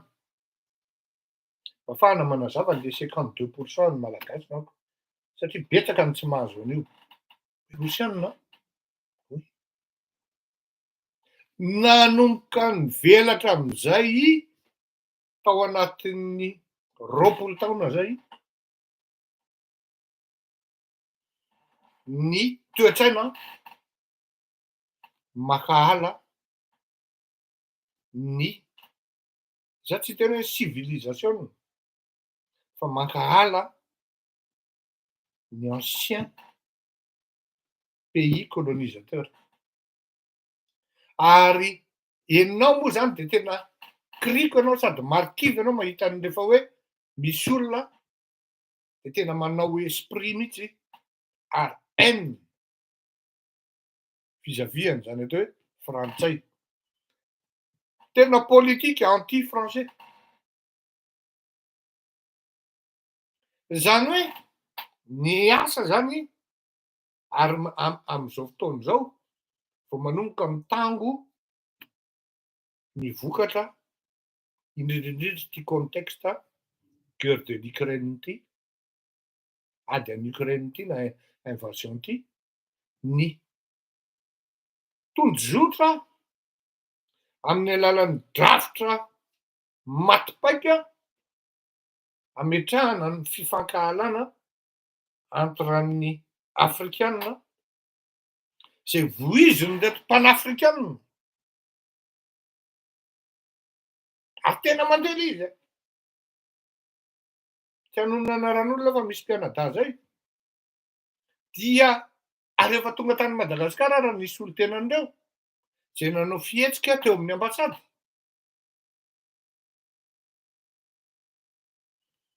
dia io no manomboka mipetraka ary tafapaka ao anatin'ny lohan'ny malagasy. Zay no mahatonga le 2/500 ary afahako miteny hoe tsy za no miteny fa ny analyse sy ny constat hoe tsy ny fanekena tamin'ny malagasy koa io satria ny zava-marina de zao hoe tafiditra ao anatin'izay mécanisme na processus zay ny malagasy. Ny tena grave manko de zao ny hevitra mandeha midona any anatin'ny lohanao sy ny sainao sy ny fanahinao tsy tsapanao akory indraindray fa hevitry ny hafa fa tonga anao de misapproprie an'izy de eritreretinao hoe hevitrao. Gravy eritreretinao hoe hevitrao. Raha za miteny zao ara tratran'izany ampanetretena ny teneniko an'izany tratran'izany. Eo le 2/500 tsy ny fampiarahana tamin'ny malagasy, tsy ny fampiarahana tamin'ny mpitondra satria mipetraka mihitsy les situations dialectiques makatsy ianao maty, makatsy ianao maty amin'io zavatra io. Hiaraka amin'ny rosianina tsika ohatrany toa tsy tafa ihany. Hiaraka amin'ny européanina sy ny amerikanina ohatrany enjana be koa nefa le rosianina. Inona zany ny solution firerirako eto malalana? Inona zany ny tokony position sy staturantsika? Zay manko le izy, izay le napetrako problématique atao anatin'le lasa raha vao sokatra fa ohatran'ny plante manko le ordinateur am'le réseau am'le tsy mivoaka ny olona de lasa be mpampiasa be ny ordinateur ty zany. Iny ty e.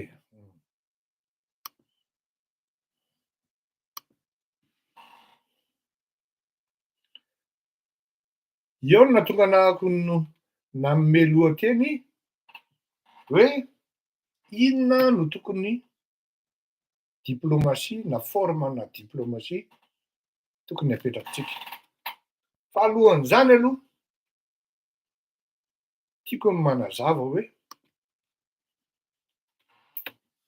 marina manko zany hoe tsy mifampiarahana iny, tsy mifampiarahana iny. Zao ry malagasy havako rahalahy rainavavy tsy za fleury rakoto malala no nangataka hoe nalainareo fotsiny zao mibako avinareo ny ilzeparsa avereno aminay. tsy zafleurir akoto malala hoa no nangataka an'izay ary mbola nangatahany zay teny amin'ny ONU, teny amin'ny tribune ny ONU farany teo. Io manko no natonga nahataitra be hoe oui, c'est incohérent. Il y a une certaine incohérence dans ce processus. Fa tamin'ny voalohany ady ho zako hoe mety zany fanapahan-kevitra zany hoe on sanctionne parce qu'on est en cohérence par rapport à ce qu'on exige. Parce que satria inona ny antony? Qui dit on sanctionne, satria ny intitulé an'le résolution de hoe na les sanctions de hoe ekenao ve ny annexen'ny Rosiana an'le tany na le région any Ukraine. De tsy ekenay ozy ny malagasy fa manaiky zay sanctionnena izy.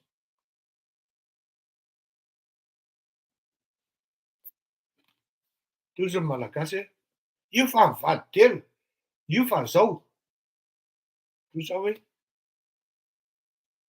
karaha izany anie zany. Raha ohatra tsy tokony sanctionnena zany ny Rosiana, maka ny tanin'ny Ukrainiana, de par logique, par ricochet, tsy tokony sanctionnena koa zany ny Frantsay, maka ny île Jeparse. Etsy ankilany Rosiana nampanao référendum ny annexeny le tany. Tsy omely atsika zany satria maro ianareo malagasy ny tena hoe io fa mivady telo. Tokony miaraka amin'ny Rosiana tsika, tokony tsy hitsaviana ny Rosiana. De aveo koa le fanjakana mitsanga memotra hoe tsy mifampaherana ny zavatra nataon'ny vote de sanction tsy nanaiky anao. Zany hoe aiza zany tsika e? Angatahantsika ny atsika annexen'ny olona nefa atsika tsy manasazy an'le olona miannexe ary ambadika ery. Zany hoe rehefa ny olona zany manao de ok, Rosiana zany miannexe zay tsy manasazy.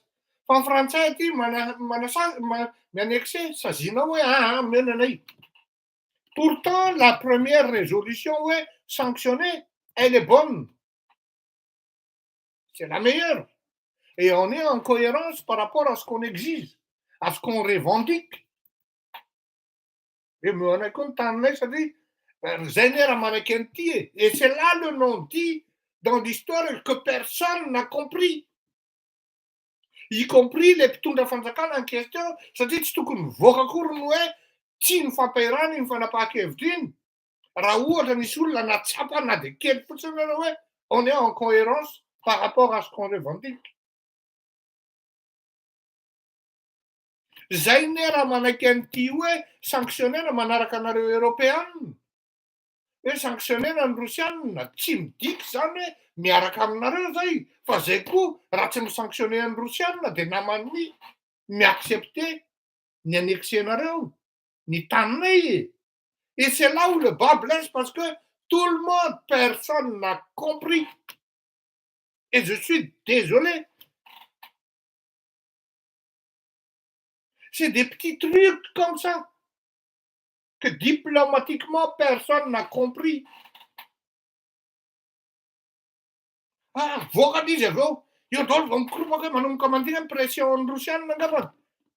Na hoe tena grave be io enjana be fa jereo fa le malagasy ary ohatran'ny tezitra inona ka le rikosa ane nanao an'io tsy non. À la base, ce choix diplomatique de sanctionner l'annexion des 4 régions ukrainiennes par la Russie, elle est sanctionnable. Et Madagascar doit rester dans sa logique. Parce que parallèlement ou accessoirement, ou fondamentalement, elle a aussi réclamé ses îles éparses en sanctionnant la Russie par ricochet. Madagascar sanctionne aussi le pays qui a annexé et qui continue jusqu'à aujourd'hui l'annexion de nos îles éparses. Et là, on revient, on se désengage, tsy zay no nanao an'io, fa tsy mifampiarahana io fa le reny tompony andraikitra taminy. On n'est pas logique. On a perdu notre logique. Dans les dédales ny zavatra mitanga, zay no mahatonga anahy miteny hoe dans les dédales de la logique et dans les méandres de la réalité. Satria misy karazan'olona de mametraka haine, n'inona fanapahan-kevitra raisin'le gouvernement, n'inona fanapahan-kevitra raisin'le fitondram-panjakana, de io rangahy de tsy maintsy nao foana ary tsy maintsy contestena foana, ary ny tena grave tamin'ity indray mitoraka ity, le fitondram-panjakana indray no mitavojavoja. Izy maka an'ity fanapahan-kevitra ity, zany hoe efa niala moa zany niataka tao anatin'le izy ny premier ministre sy ny filoham-pirenena, le ministre tsy mbola nakakory décision hoe azavaiko rangahy iny e. Mais la chose elle est minimement, vraiment de manière vraiment élémentaire, défendable.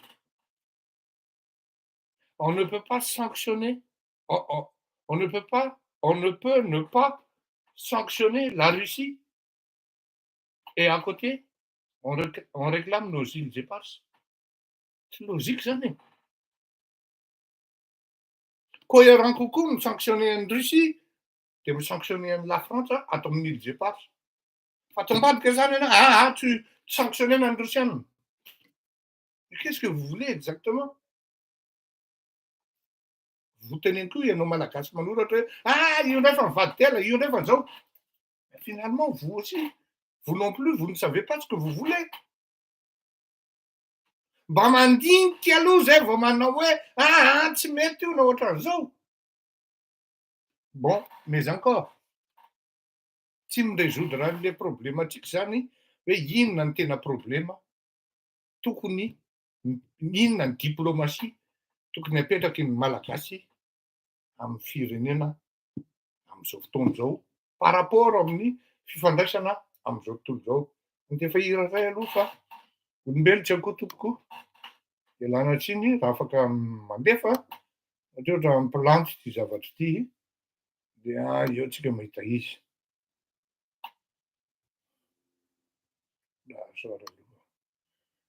Andraso ty rangahy alefako mba ho an'ny malama zany.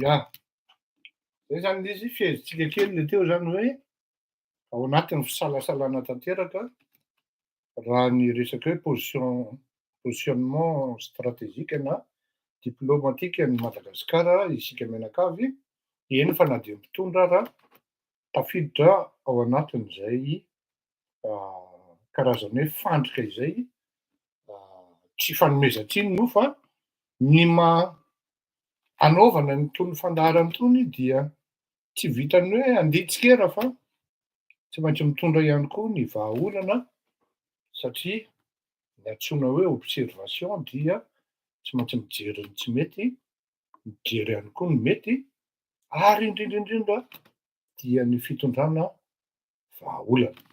Zany hoe raha atao zany ny fandiniana ankoatran'ny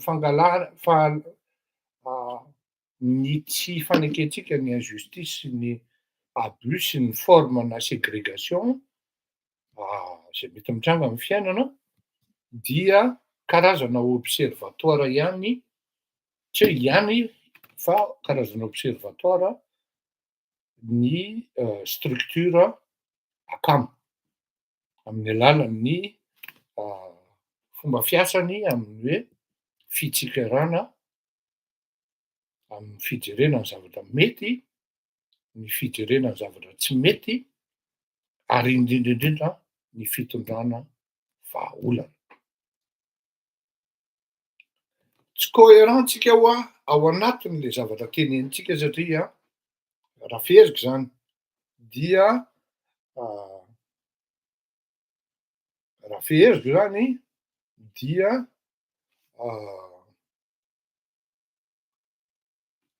mety le mesure de sanction ary tsy tokony nasiana ambiguïté ary tsy midika zay. Quelqu'un va dire hoe ohatra mandoka amin'ny PM indray laha zay. Voalaza amin'ny PM le izy hoe neutre, fa tsy neutre tompoky ny filaza azy. Miala tsiny aminao andriamatompo Premier Ministre fa tsy neutre koa tompoky ny filaza azy fa ho azavaiko avy eo. Il n'était pas loin de la vérité technique. Fa tsy neutre amin'ny filaza azy. De zao tsy lôjika hoy le hoe tsy sanctionnena ny Rosiana de nefa tsika ato misy miannexe ny tanitsika de iny sanctionnena. On doit rester cohérent dans ce qu'on fait. Zay. Zao ao anatin'ny tena hoe période charnière hoe tsy maintsy makatsy ianao na makatsy amin'izao fotoana zao. ho an'ny olona ary zay dôly rehefa miresaka aminareo zany miantso anareo manana sy karazany effectivement vous n'avez pas tort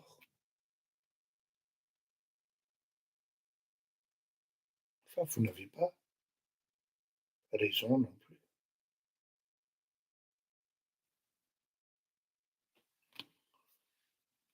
Fiteniko amin'ny mpianatro fahiny à partir d'un certain niveau, être intellectuel ne suffit plus. Il faut avoir d'autres qualités. Entre autres, la pertinence.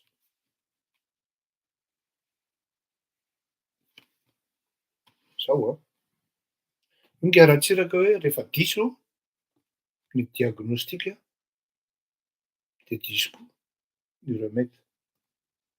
Tena marina zany. Ary ny fahaizana midiagnostike, miobserver zavatra anankiray dia efa hoe quand vous arriveriez à bien diagnostiquer,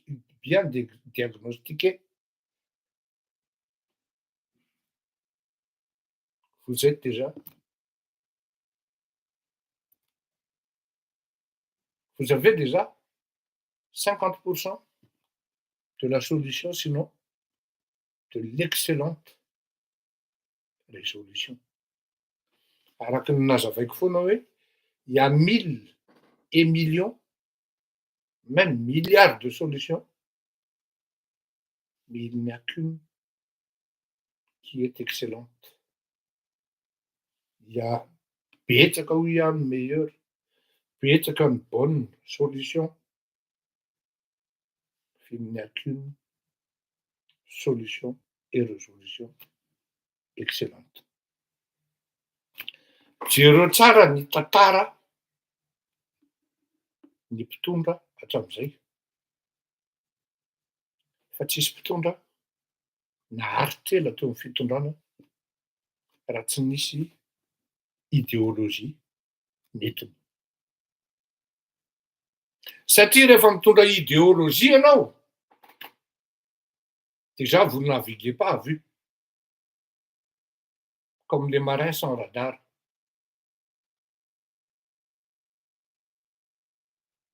Fantatry le vahoaka ny lalana sy ny zavatra tokony andanana.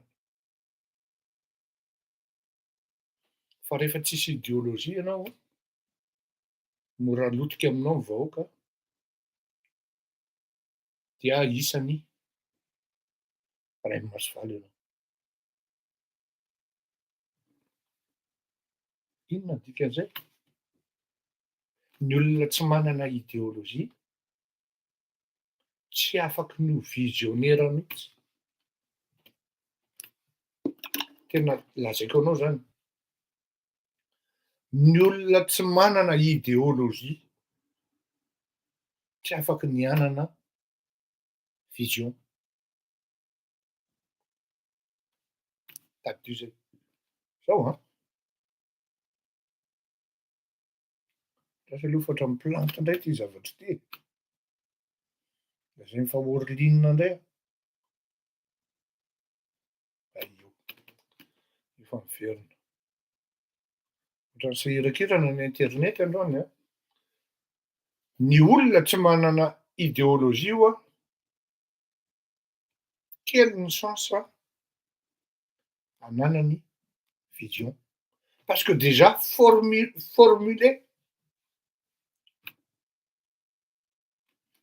son idéologie pour avoir le soutien de la majeure partie de la population, efa zava-dehibe zay. Ouais, mais qu'est-ce que ça a à voir avec la diplomatie?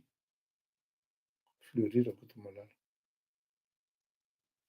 Ça a à voir avec la diplomatie. Satria raha tsy fantatrao ny zavatra tadiavin'ny vahoaka anao,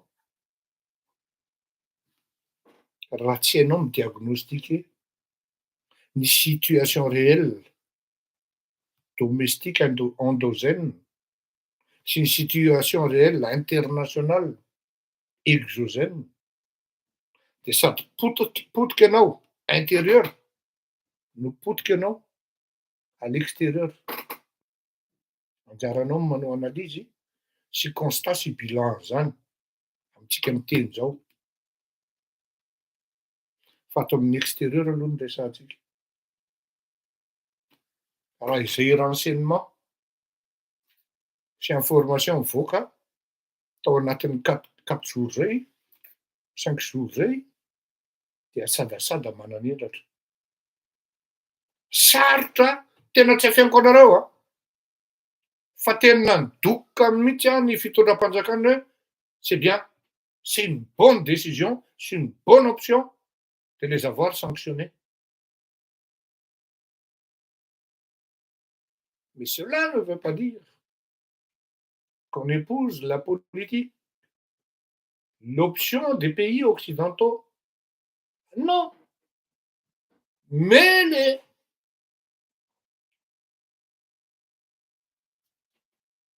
une question, les politologues, si l'on peut dire malgaches, ny mpamakafaka politique soi-disant entre guillemets, ny mizesta sy ny karazany. Tsy natsapa akory hoe le reto le micritique. Tsy natsapa akory hoe le any Madagasikara zany teneniko fa tsy ny aty ivelany a, tsy natsapa akory hoe en cohérence ane par rapport amin'ny exigence. Raha izay. Faharoa, raha ratsy ny diagnostika anao, tsy tafavoaka ianao amin'ny fametrahanao ny zavatra tokony apetraka ao, na ao anatin'ny firenena, na ivelan'ny firenena. Eo mety tsika zao. Tsy ampy fa sommaire SAO 2M AIRE l'autre les analyses.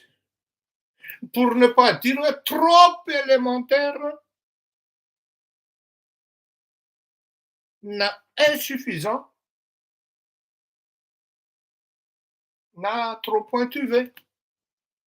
De tsy afaka akory mandinika hoe izao rangano tokony position an'ity zavatra ity.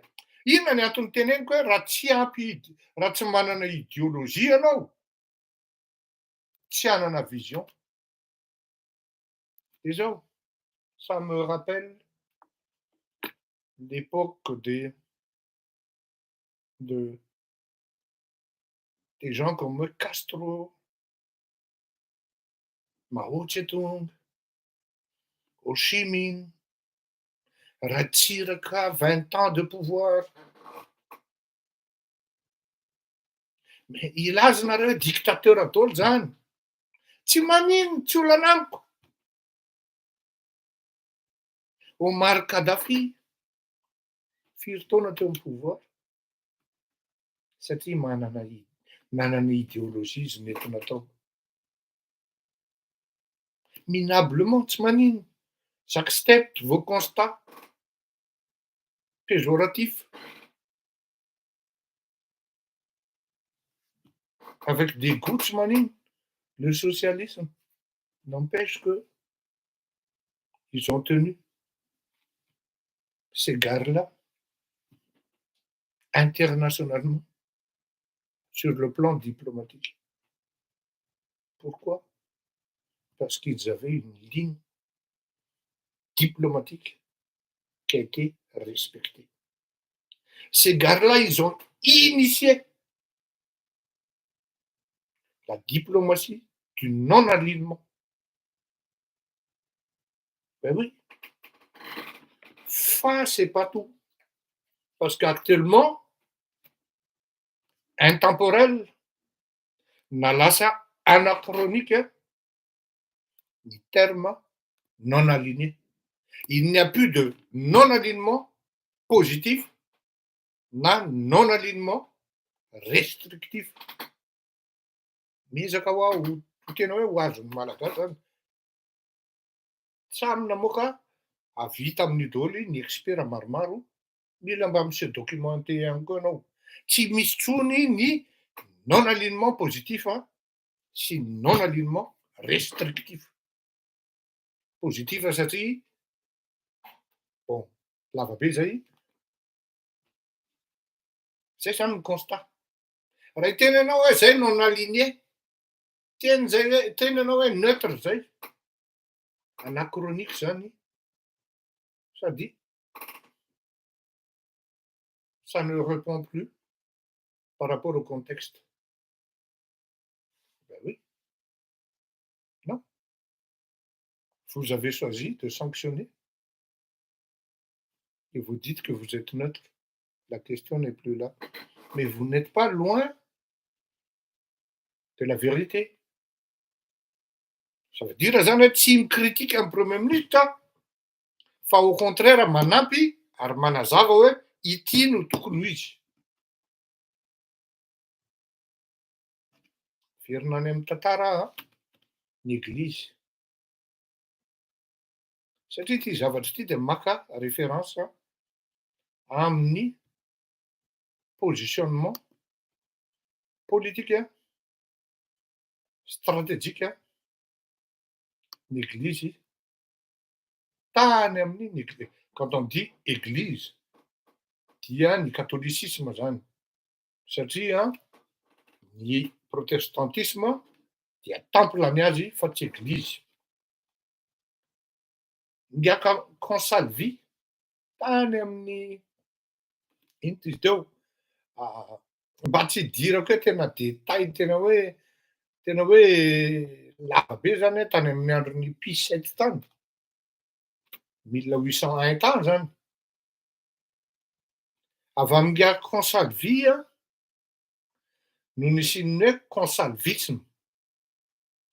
Ary rehefa tena nisaraka tanteraka ny pouvoir na ny état pontifical sy ny état nation dia tsy maintsy nandeha tany amin'ny reconnaissance niova zany ny politika amin'ny zany hoe diplomatie Vaticanina tamin'izany andro zany, ka nandeha tany amin'ny reconnaissance ny fisiany hoe Vatican ndraifina ohatrany hoe statut na fanjakana mihitsy, zany hoe niova zany ny axe de diplomatie na statut napetraky ny katolika. Ka rehefa tonga ino tsara, rehefa nisy ady fanafiana état katolika anankiray dia tsy nasa tantarany mitovy daholo ihany. Zay ny ilaina hoe rehefa manao an'itony zavatra itony, bon misy foana le parallélisme ahafahana mandinika sy manao recherche. Tsy nasa nanapa-kevitra tany amin'ny taona 1814-1815 tany ny papa tamin'izany rehefa nisy nanafika Autriche zay état katolika. Nanomboka teo ny consalvisme ny mafy ary nanomboka teo ihany koa ity le solution tompoko ary io no tokony nentin'ny Madagasikara teny amin'ny ONU. Ary zay no mahatonga ny hoe ny matafavoaka sy mety ampety ny fitondrana, ary zany anisan'ny namafy sy mamafy an'itony olona manana idéologie itony, satria arakaraky ny axe andehanany sy ny lalana andehanany ny fidianany mpanolotsainany, fa tsy ny hoe arakaraky ny crise politika hitsanga ny fidianako ny mpanolotsainako. Diso tanteraka zany ary tsy zany no stratégie fanaovana politika. Stratégie ponctuelle zany, voafeo anatin'ny fotoana ray. Ny olona miditra ao anatin'izany de tokony any amin'ny atao hoe ino ty izy teo? Ino ty filaza azy e? Gauche tandray ny antsoiko azy fa ireto mpanolontsaina miafina, zany hoe tsy officiel. Fa raha manana idéologie ianao, raha manana trajectoire, na manana cheminement apetraka tsara, dia arakarak'izay ny fidiananao, ny mpanolontsainanao, ary mazava ho azy fa mahay ny domaine-ny sy ny secteur-ny aby ireo olona ireo. Ka tsy mampagaga zany raha misy filoha lasa manaonao foana, ary tsy tokony tsy raha ohatra zany hoe teny amin'ny ONU teny, de ity solution ty no tenenina, de minoa maromaro nareo fa mitsangana ary maro no mitehaka tao amin'ny ONU. Ino no ozy anao? Zao tsy ampy. Ary tereko ho masaka ohatry ny voalobodraza, iny fomba fametrahana fanontaniana iny hoe eny sa tsy sa abstention. Tsy ampy ny tompo. Na hoe ampy loatra. Fa tokony misy travail de lobbying. Zay no mahatonga an'le manana vision, raha manana idéologie. Satria ny idéologie anao tsy voatery le hitondranao ny firenena ihany, fa na amin'ny hitondranao firenenao indrindrindrindra amin'ny fifandraisana aty ivelany. Tsy afaka mianana vision anao raha tsy manana idéologie, satria ahoana ny fomba ifampiresahanao amin'ny olona. Inona ny ligne directrice-nao, inona ny deadline-anao, inona ny fil conducteur anao. Dikan'izay mazava ho azy tsy afaka anao travail de lobbying ianao. De zao tokony nisy travail de lobbying napetraka, na de tsisy an'izay ary va nandramana talohany zavatra iny. Zay no namafy an'ireto le filoham-pirenena nizaraiko taminareo, teneniko taminareo teo aloha teo. Alohan'ny nisianao alignement anie, travail de lobbying enjana be no niasa tamin'izany.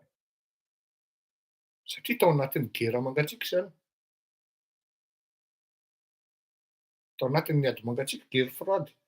Maro tamin'ny firenena maromaro no tsy te hiditra tamin'io. Fa amin'izao fotoana izao, anachronique ny hoe non alignement. Fa inona ny zavatra tokony ho izy? De teo ny ilana an'le hoe filoha, na le hoe diplomatie, tsy voatery filoha, fa mety hoe ministry ny diplomatie, no manolontsaina ny filoha na ny mpanolontsaina ny filoha, zay ialako tsiny fa tsy alà ohatra ary. Tsy mahamenatra miteny an'izany satria tsy nataony drakaka. Na nataony ary tsy fantany définition angambany. Nisy travail de lobbying tokony napetraka, ary rehefa nikabary ny filoham-pirenena, de tsy niresaka intsony, ary tsy niresaka akory hoe zay nahavita lalana 520 kilometatra ary mbola hanao lalana 300 kilometatra. Tsy m'intéresse ny olona. Fa raha ity no tenenina, de mitehaka ny olona sady mitsangana. Tadidiko, rehefa nikabary ny filoran-tsiraka, tany amin'ny taona, mbola kely tamin'izany, 7-7 angambany izay, tany amin'ny ONU, ary zay no namafy ny fitondranan-tsiraka tao Madagasikara. Satria tadidiko mihitsy nisy vehivavy zay, izy ihany, Fara zay ny anarany, enjana ny ragaratsiraka. Ary tena faly, ary fiera izy tamin'izay, satria nitrangana daholo ny mpivory tao amin'ny ONU de nitehaka. Indray mandeha tao anatin'ny tantaran'i Madagasikara ny nisy an'izany, ka na izaho ary tamin'izany mbola kely, mbola tsy ampy taona, tsy nifidy akory. Miresaka ny non-alignement izy ary nanamafy an'io satria izy no anisan'ny voatendry hoe ianao no mitondra an'io. De niteny izy. Zao raha ity nentina après un travail de lobbying ho zany hoe nisy fitetezana firenena maromaro ao anatin'izany ny firenena afrikanina zay misalasala. Inona ny zavatra mitranga? Au lieu de tsika afrikanina naka ny anticiper an'le pas entre autres hoe Madagasikara zany za aloha raha ohatra mpanolotsaina amin'ny filoham-pirenena sady au cabinet zay no tiako tenenina angambany na hoe mpanolotsaina miafina de natoroko izy hoe zao no tokony ataonao. Fa rehefa tsy manaiky an'izay izy de miala za tsy hanolotsaina anao intsony satria ianao tsy maninona. Fa za aloha tsy ao anatin'izay. De zao le izy. Efa fantatra hoe am'izao le fivoriana inona fanafody ataon'ny travail de lobbying tety amin'ny reo firenena misalasala reo. Misy koa ny hatrany Amerika Latine.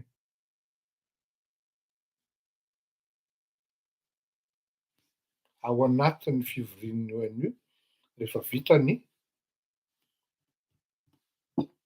travail de lobbying dia izahay malagasy miaraka amin'ny firenena maromaro efa natonona de hoe ianao ve de havita an'izany?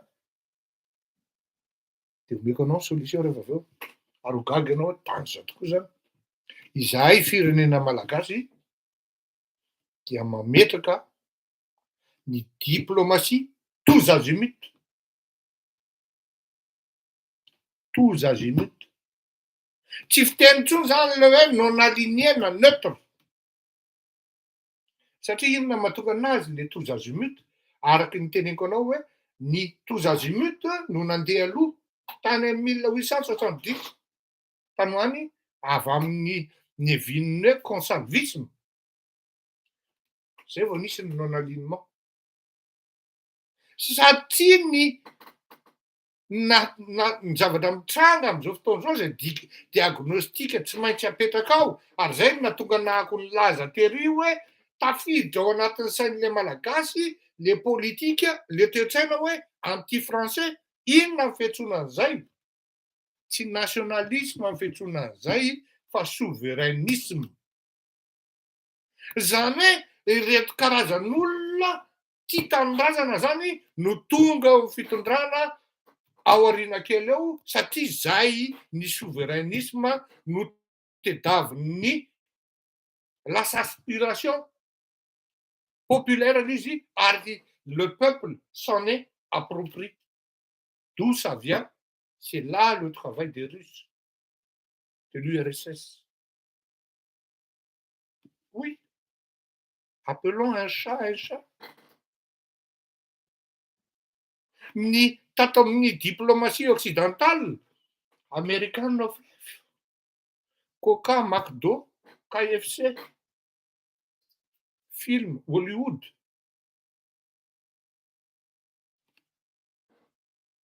Retsy, inona ny référence culturelle russe mba hoe hitanao vao menira rosiana ianao de inona koa zany avadio. Fa tsy nanala nreto le tato am'le tonga tato amin'ny lasany naniro azy ary mipetraka ny fitiavana an'le tanindrazana na le souverainisme de eo mihitsy ny mahatonga an'le ao anatin'ny fisalasalana tanteraka tsika malagasy hoe hiaraka amin'ny vazaha vazaha manko ny fiantsoanan'ny européenne nreto na occidental na ireto vazaha reto anankiray koa ny rosiana tous azimuts. Zany hoe zay mifandray aminareo mifandray atsy ary zay no mahatonga an'le hoe les résolutions iny tsy diso iny fa on ne peut pas dire hoe on est neutre, on adopte la diplomatie tous azimuts ary misy koa par logique de par iny izy teo ao anatin'ny diplomatie tous azimuts koa ny politique tous azimuts. Zay no izy zany. raha izay no kabary ny entina teny amin'ny an'io hoe zay tompoko de miala tsiny fa ny lalana mba tsy ahafahana miditra am'izao ady na firenena lehibe na bloky taloha manko ny amerikanina sy ny sovietika fa am'izao fotoana zao fa bloky ry zalahy de ohatra ianao anontany ahy hoe bon vainona mameza raha ohatra ana pays manao diplomatie na politika tous azimuts am'izao de ny sinoa sy ny turka ny indiana tantôt ny sinoa manameloka ny rosiana tantôt izy miaro zay koa ny turc mais au fait la diplomatie tous azimuts est basée par quoi? Il faut se référer au conservisme par la diplomatie médiatrice. Ben oui, médiateur anao, manelanelana, fa tsy mitsara. Par ino izy teo? La diplomatie arbitraire. Non, arbitre. Azafady toko. Miala tsiny a, miarbitre anao. Fa maninona anao verinin-drolo hoe médiateur sy arbitre satria mila tsindriana tsara l'izy de apetraka tsara amin'ny toerany. De fahatelo, azafady a, azafady toko. Les bons offices. De vita amin'ny baolina. Fa tsy hoe neutre zay, tsy fiteny intsony zany zao. Diplomatie tous azimuts, par la politique tous azimuts, par la médiation, par les actes de bons offices, par l'arbitrage. Voilà, je vous ai donné la solution. Chers amis mpitondram-panjakana, chers amis mpanao politique. Médiation, bons offices, arbitrage, consalvisme.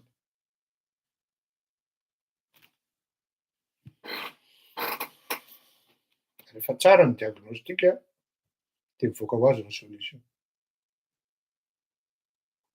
Ary ajanony ny critique bête et insolente fa mieritreritra aloha vao mikritika manjary ataon'ny olona hoe tsy ambanin'ny makahazo toerana fotsiny de very ny réalisme sy n'inona izy teo fahazava-po sy ny fahazava-tsaina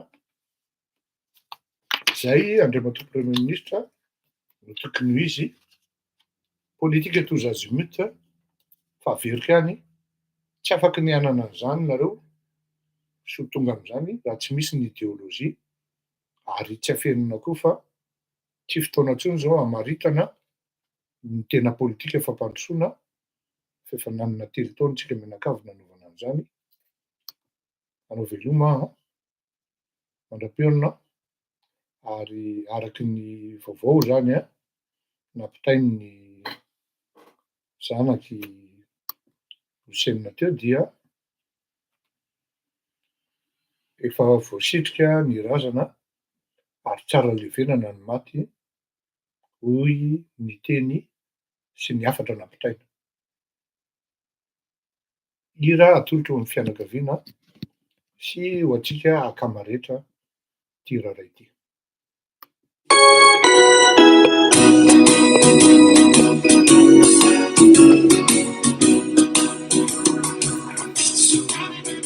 Omar diam-dam zany Lasi veloman namako say n'accompagne azavaina alahelo azavaina tumania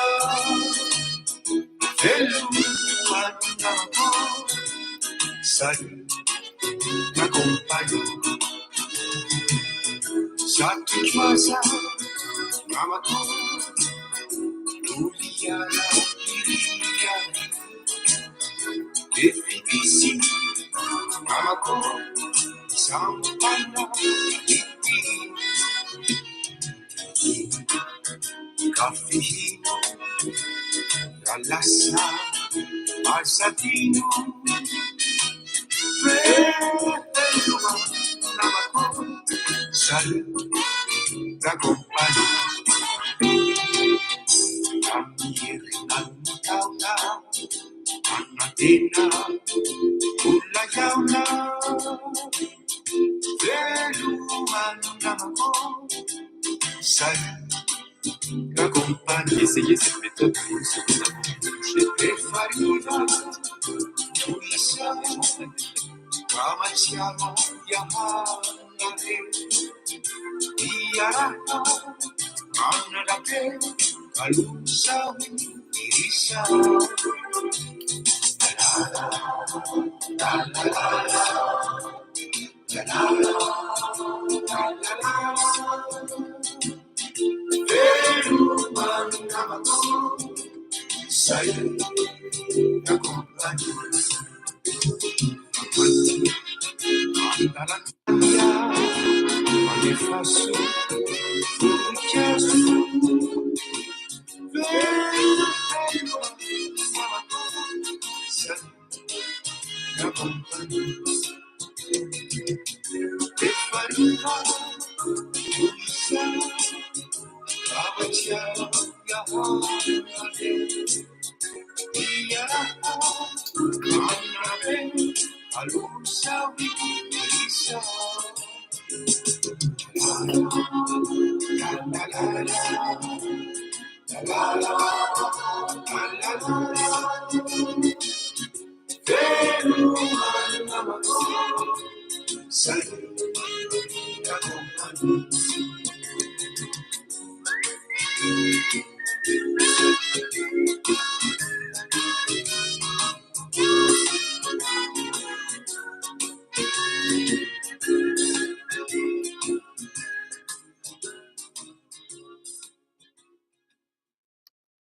Ity indray a iran'ilay Loviany a dia tolotra ana filoham-pirenena malagasy zay.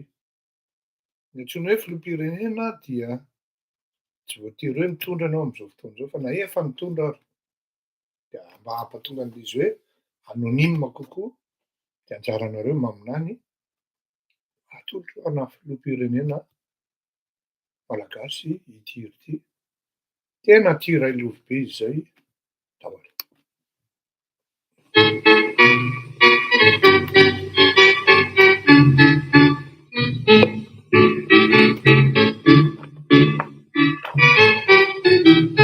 Tadi ikaw peruliela. Ny antony manko dia izao teneniko anareo. Tsaraina roa ny filoham-pirenena na mahazo tatitra na mihaino direkta an'ity fandaharana ity. Fa rehefa nandefan'io Railovy io a dia teo no nahafantarako fa mihaino akay ilay olona. Ny tonoty hira ity dia ny pasteur Richard Andriamanjato Mahitson no namorona ny tonony. Ny mpihira dia ny Railovy tadidin'ovy.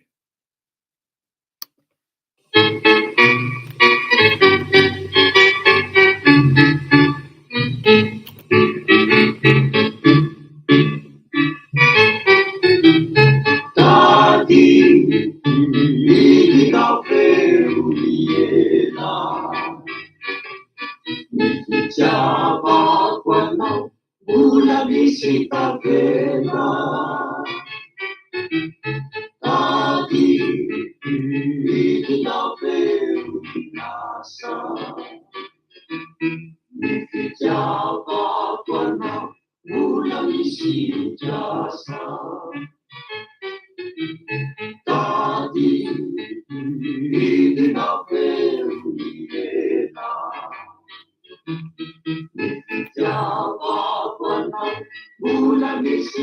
pena tadi na Lasa siapa pernah bulan isi biasa lalu yang itu lawan-lawan Majumbo na lagi sisa neti Inakijina Tumitadi Iyakuni Tarangani wani nawa Sari apa kisano Laka-laka-ki Sari kaya nakali Lalau Iyane na ketu nawa Majumbo na lagi sisa neti Inakijina Tumitadi Iyakuni Tarangani wani nawa Saya bagus ayo laka-laka-ki Sari kaya tadi Tadi Dibilang kerugian Siapa pernah Bukan isi kapela Tadi Dibilang kerugian Lasa Siapa pernah Bukan isi jasa Lalau yang ingat itu nawa-nawa Menunggu lagi sisa neti Iraki kita Tumitari Iyakuni Tarangani wani nawa-nawa Sari apa pisanyo Laka-laka-ki Sari kaya nakali